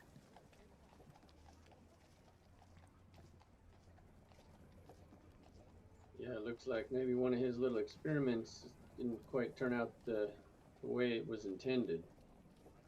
Yeah. It's been too long. I don't think we could track anywhere. I don't understand though. Nobody saw anything. We Are should there ask any- the neighbors. Yeah, So if say your we can neighbor's ask close? neighbors. Does he have like a recipe book lying around, or his little formulae booklet lying conveniently open with the notation? McGinnis, you think that's a little odd too? If there was a break-in or a fight or whatever, they cleaned out anything valuable. There's none of his books, none of his gear. He carried a lot of tools and beakers and odds and ends. He had a ton of tools. You had no idea what they did, but he carried them. They're not here. You want to talk to the neighbors? Yeah. Anybody got any people skills, or you just want to hold them at gunpoint? I have one. I have lots of people. You gonna let Tokala yell at him? I have a If you want to be stealth, so nice, I'll accept bluff or diplomacy, or even knowledge local will work. If you want to be Tokala and go over there and just start screaming, "Where is he?" Let's go the full Batman. What do you want to me? And that would be intimidate. I'll go bluff. And roll horribly. It's not terrible. These are regular folk. They're like, "Oh, our neighbor Gav? No, we haven't seen Gav in weeks. We don't know where he went. He's a weird man." Yes, he is. Did you hear of any, like, fight? Oh. Screaming? Almost every night we heard him arguing, and he would. Actually, I do, McGinnis. I don't know where it is right now, but I do have that sound. Dun dun. He says. Of course you do. She says, "Yeah, we would hear what sounded like yelling in different voices. One sort of normal voice and one very deep voice, and then sometimes it would sound like there was a fight. We were very scared, and then one day it was just quiet over there. So we thought, well, maybe they worked it all out." Did you hear what they arguing about? Or just, was it too far? Oh no, I couldn't understand. It was in a strange language. These are humans. Anybody in town that he was close with? You guys.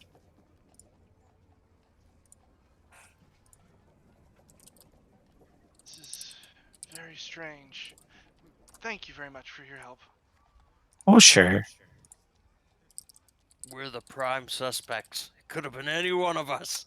This reminds me, one time I stopped in a little village, and there was this town loony who was a bit of an alchemist. He cooked up something, drank it, and it kind of made two of him in his head. He didn't cause anyone trouble, but he talked to himself. He'd cause trouble, start a little fight, and he wouldn't remember it the next day. Talked in different voices. It's like two people living in one body. Kind of reminds me of that. That is awkward. Maybe she heard him arguing with himself. And he just went bonkers, grabbed his gear, and chugged a potion, and something bad happened, and he split. That's my theory.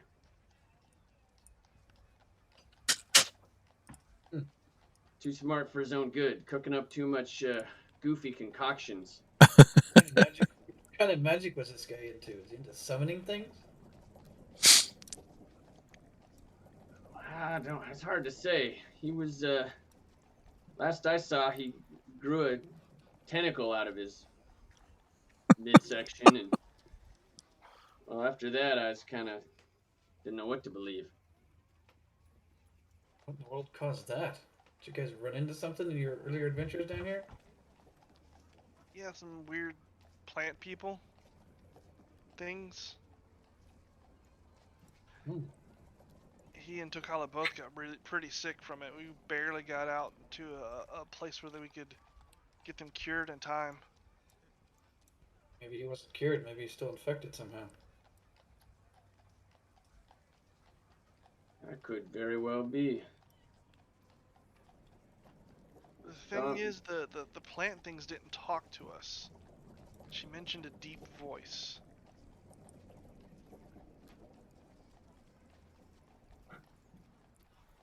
Done checking out the neighborhood then? Yeah, Yeah, I don't have any leads. I can't think of anything else lead wise. We'll just have to keep our eye out. There it is. Thank you.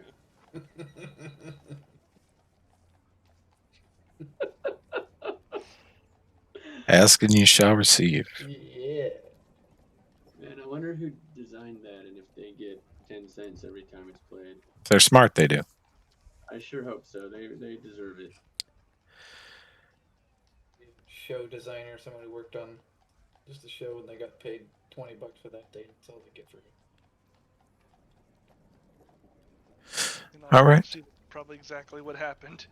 Mm-hmm. Anything further on the Gavrilo investigation? I can't think of any other leads we I can didn't follow. have anything. Is there a ranger or a druid that you guys did you investigate this plant stuff any further, other than curing yourselves? Not No, really. to tell you the truth, I wanted to be rid of it. It creeped me out. You want to run it through the Eldrin computer? Sure. Yeah. Good call. He says what you describe is the vegipygmies, which grow out of exposure to a fungus called russet mold. Exposure to the mold causes the spores to burrow into your skin, and sometimes you die before it happens, sometimes you don't, but a bunch of little humanoids called vegipygmies burst their way out of your body when they're fully grown. That definitely kills you. And then they return to wherever their originator is, if they can find it.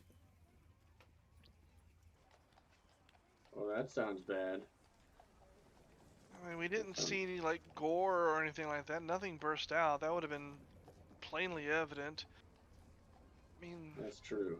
the only if it's even related to that, it means we'd have to go back down under the torch and go back to that room.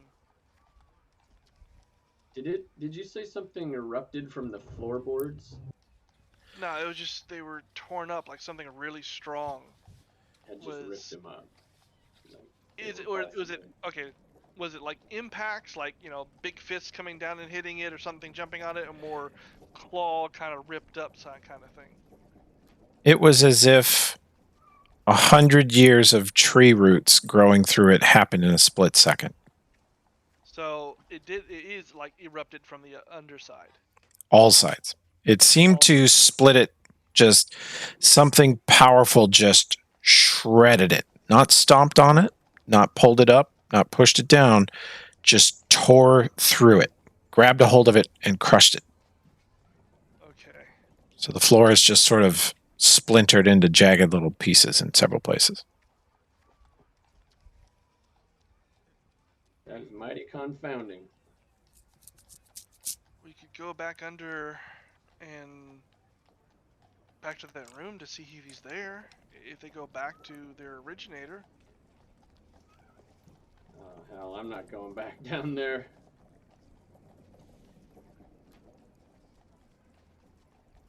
He was a- Go ahead, McGinnis. Oh, he was a crazy old coot full of wild theories and bottles and vials full of who knows what. He probably cooked up something, tested it on himself, turned himself into a god knows what, and went storming out there, and, we'll just have to hope it wears off. Giant veggie pygmy. Size of a regular man. They are quite strong for their size. I sure hope not. Well, I mean, I can't think of anything else to try and do to try and find him, so it's. I guess all we can do is wait. Okay. Well, anything else you want to do before we pause for the week? Do we want to try and talk to Miranda? Yeah, you can do that too.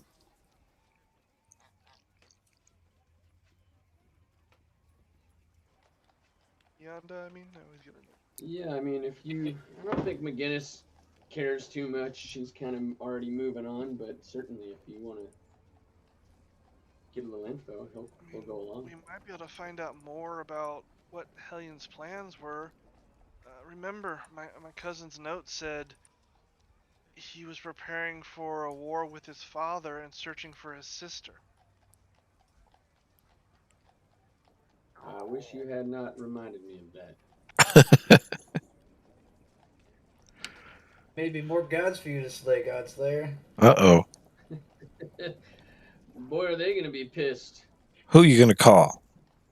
God Slayer. Let's go try talking to her. I guess I would like to know a little bit more about that. All right. You guys head over to the town hall.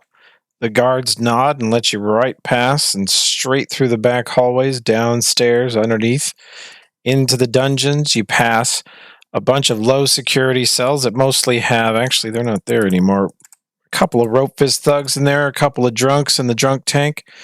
And the guard walks you into the final octagonal lower dungeon, their maximum security area. And you see there's only 2 occupants down here. One is a man with very long hair and a very long beard, and he's just sort of leaning back on his cot, and he looks kind of thin, sort of sad and defeated, and you see his kind of reflection of his dark eyes in the dark looking back at you. And he doesn't look too happy to see you. And then in the other cell, looking relatively unchanged, you see a beautiful but strange looking android woman with long purple tattoos going down her body and purple hair and sort of glowing purple eyes looking at you as you come around the corner. And she's in a kneeling position in the center of her cell, and everything in her cell is perfectly clean and arranged. There's a bunch of books in there that someone's brought her.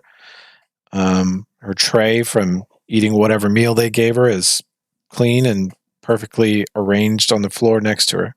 She just stares at you. I think you felt it by now. Hellions no more.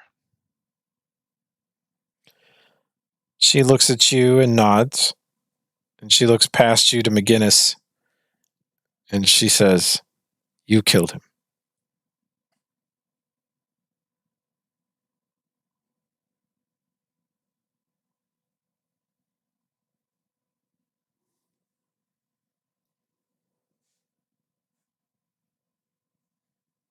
You gonna respond, McGinnis?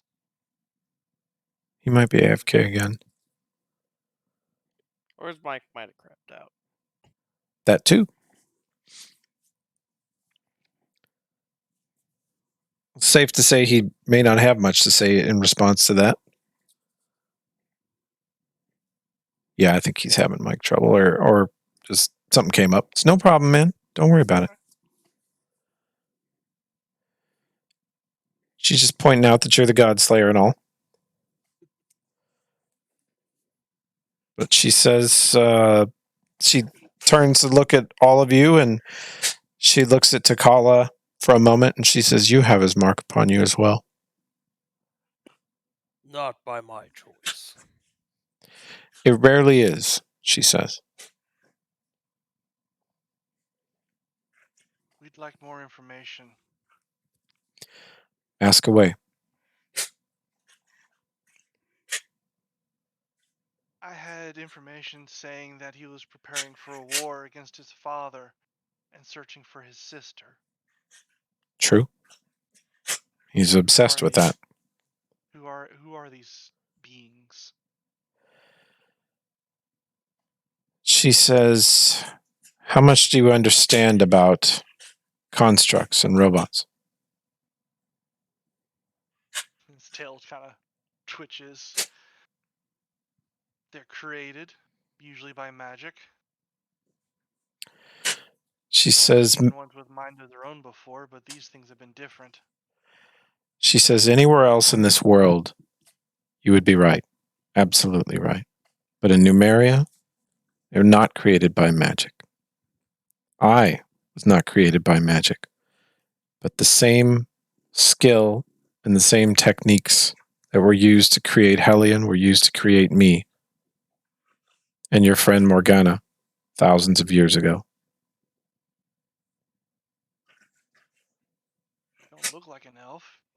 elves are the only ones I know that live that long.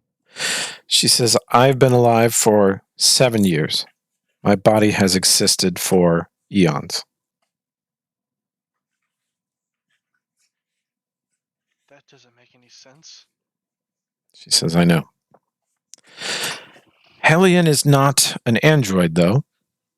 Hellion is a mind, an extremely powerful mind. She says, take the smartest, most powerful, most talented, greatest memory person you know and multiply them by 1,000 and cram them into one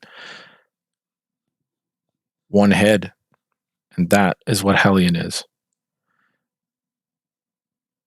She says, do you speak Androphan?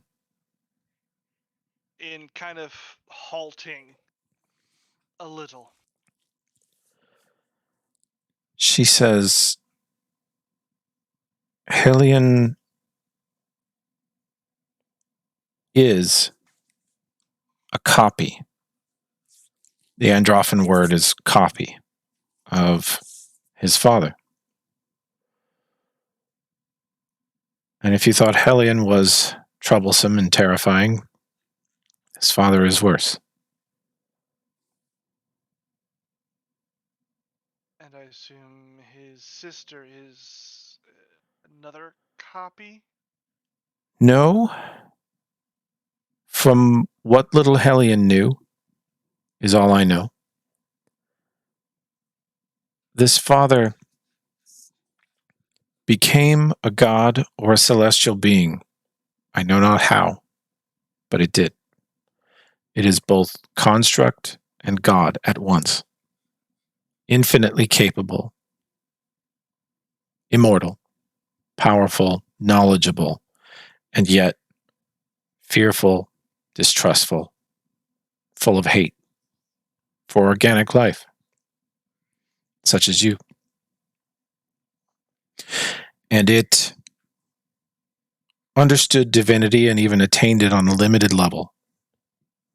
But it could not reach beyond the confines of its prison. And so it sent out an emissary. And she, deeming that the being was evil and wished to enslave the world, she betrayed him and ran off with some great treasure of his that he desperately wanted back. And so he copied himself, a part of himself, into a being, a powerful combat construct, and sent that out to retrieve her. Sent out many robots to retrieve her. None returned. And this powerful one that was a copy of himself also rebelled and became Hellion. And so he seeks them both. And Hellion's plan was to find his lost sister and to gain what she knew or find what item she stole from their father, maybe even gain her alliance and destroy their father.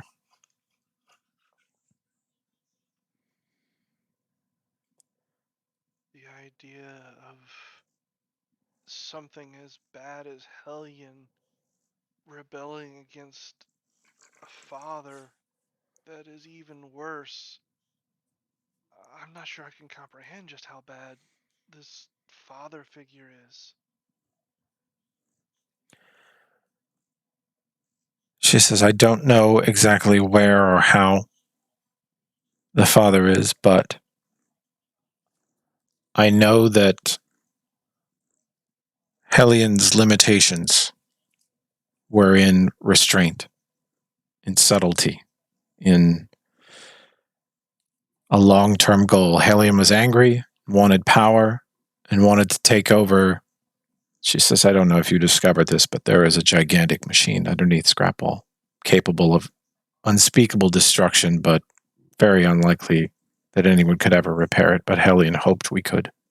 Sent me to Torch to retrieve power, to resurrect it.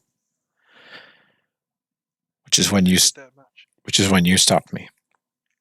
We figured that much out. We found the machine. Well, Hellion's body is the machine. It was the screens, the computers, the equipment you saw in the arena. It was the Scorpion robot. It was all those things were Hellion. Those were the parts of his body.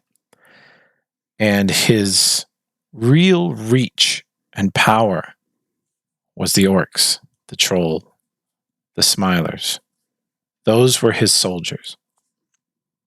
And he acted through them, and he controlled them and led them, and they would have followed him into hell.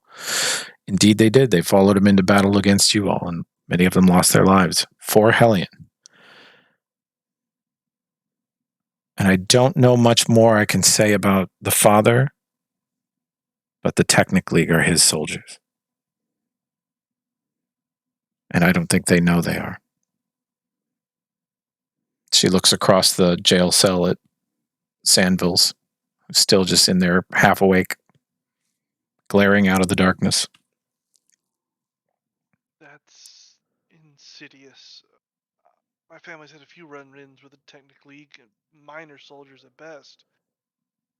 And even still, we knew to tread very carefully and avoid them wherever possible.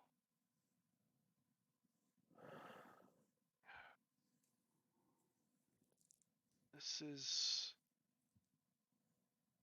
Do you have any indications of the sister? What did she found her own little kingdom somewhere? No, she stole from her father and was pursued relentlessly by dozens of gearsmen. Do you know this word, gearsman? Have you seen one? Yes, there was the one underneath Torch that you sent against us. Like that, but far greater, more powerful, and in greater numbers.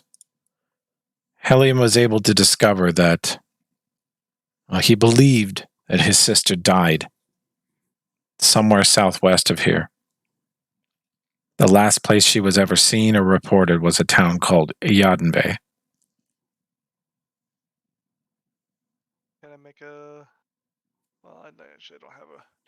Knowledge locals, it's an easy check for you.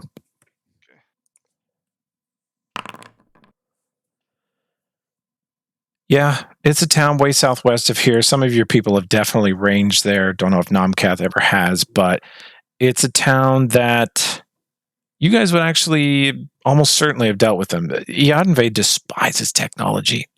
They don't have any technology. They don't allow any inside the city. They don't normally trust androids of any type. They're really awful to them. And so the technically kind of leaves them alone because they're like, oh, it's a bunch of bumpkins who hate technology, so there's definitely nothing there we want. And that's Yadenve. And I think Tokala may have been there. We have talked about some backstories. A couple people in the party have been through there. Yeah, Oberyn's been through there. Yep.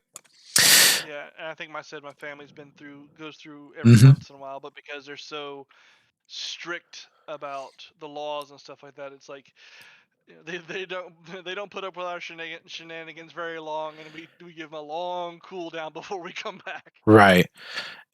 It's one of those beautiful rolling hills, like farming community, way off the beaten path, known for their like giant fruits and vegetables, the pride of their gardens. You know, it's that kind of place. And then if you pull out a laser pistol, they'll fucking hang you in the town square. It's lawful neutral Amish. Yeah, they're worshippers of Aristil, who is a lawful good god of like farming and harvest and community and stuff. The whole town, like they're very public about their religion. Yeah. But it's very easy for your people to get along with them. You're like, hey, let's trade food, supplies, other stuff, news, maps. Yeah, like I said the trading stuff is fine, but we're gypsies, so there's stealing and cons. Yeah, it's they tolerate though. There's a regular Varisian sort of Romani type population that moves in and out of there, not just cat folk. And it's one of those places where you're like, oh, this is like the Amish. Like, oh, I love visiting here. Great cinnamon rolls, awesome furniture. Would never want to live here ever. Couldn't live here. Like at Torch, there's a casino and there's the polluted pond to go rafting in, I guess. That's what you guys are probably going to do. There's nothing to do in the Yadenve. It's very boring. But anyway, Miranda says that Hellion knew she fled southwest, knew that their father sent an amazing army of killer machines after her. Not just gearsmen, but worse things. She says in Androphan the word annihilator. It's an annihilator. Well, you saw the scorpion. Yes. An annihilator is roughly 9.5 times larger. Okay. It moves Well, I through guess- earth and stone like water. Pretty sure someone would have noticed that if it came through their town. Miranda says one of the rumors I was able to glean from someone we investigated that passed through Scrapwall was that an annihilator was seen kidnapping people to the west of Ianve. How long ago was this? Almost a year. Most of my leads were cold. My first mission was to get the energy out of Torch to start powering up the great machine, and then I was going to go on a mission to search for the sister. But I never got that far. His sister got a name. Cassandra Lee.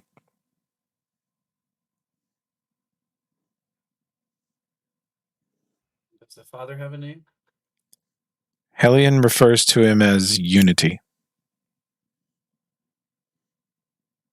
Very weird name.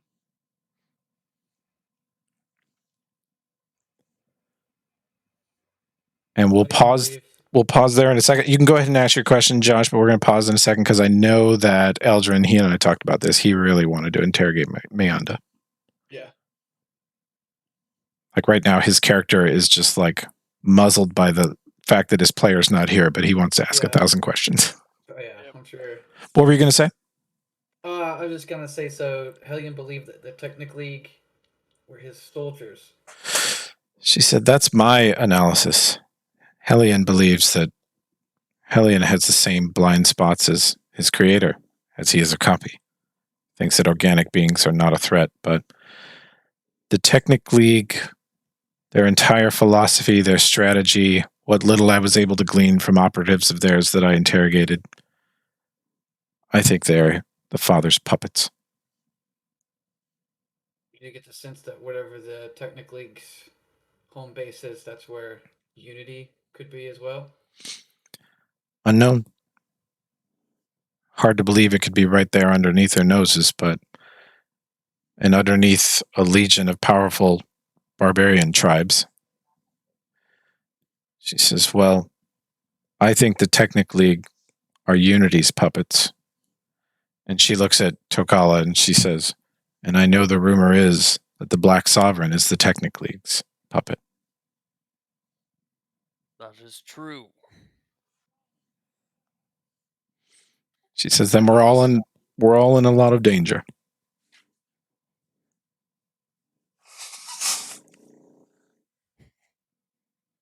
Looks like we're gonna have a lot to think on, so we'll pause here and let Eldrin do his interrogation. Yeah, he'll have a bunch of things he wants to ask about tech stuff and whatnot. But she is she seems very different. She seems very different, and nobody but Tokala will completely understand why. But Tokala, you're looking at her and you're thinking, if I have a fragment of Hellion's madness in my head now, and his people had like full on Hellion in their heads all day long, that must have been incredibly maddening, like loud, powerful. Yeah, I think he would have quietly said that to Nomcath off to the side, like, "Oh, she's acting weird. It's probably because Hellion's not in her head all day anymore." Yeah.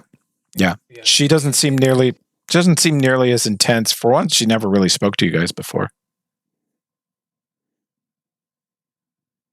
Well, maybe we can see later if we can not. I don't know if we want to free her, but see about other circumstances. You can step out if you beforehand or after, if you speak to Connor and Joram about her, because Connor's been talking to her almost daily. He says, just, I had the usual detection spells come in here, detect scrying, detect evil, detect curse. And she's not evil, she's not cursed, she's not scrying on anybody, and she's not being scryed upon. That's what the magical scan says. And indeed, Olbrin can tell you that right now she radiates like a 1 out of 10 magic. She is completely unpowered as a divine caster.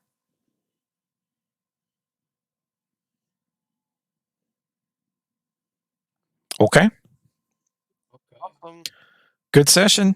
Good stuff. Yeah. And we'll chat this week in the Discord about money and items and stuff. In general, though, I think you guys have enough adamantine to, if you really stretch it, apply it to several of your weapons. And in a campaign where you're going to fight a lot of robots and constructs, adamantine is pretty helpful.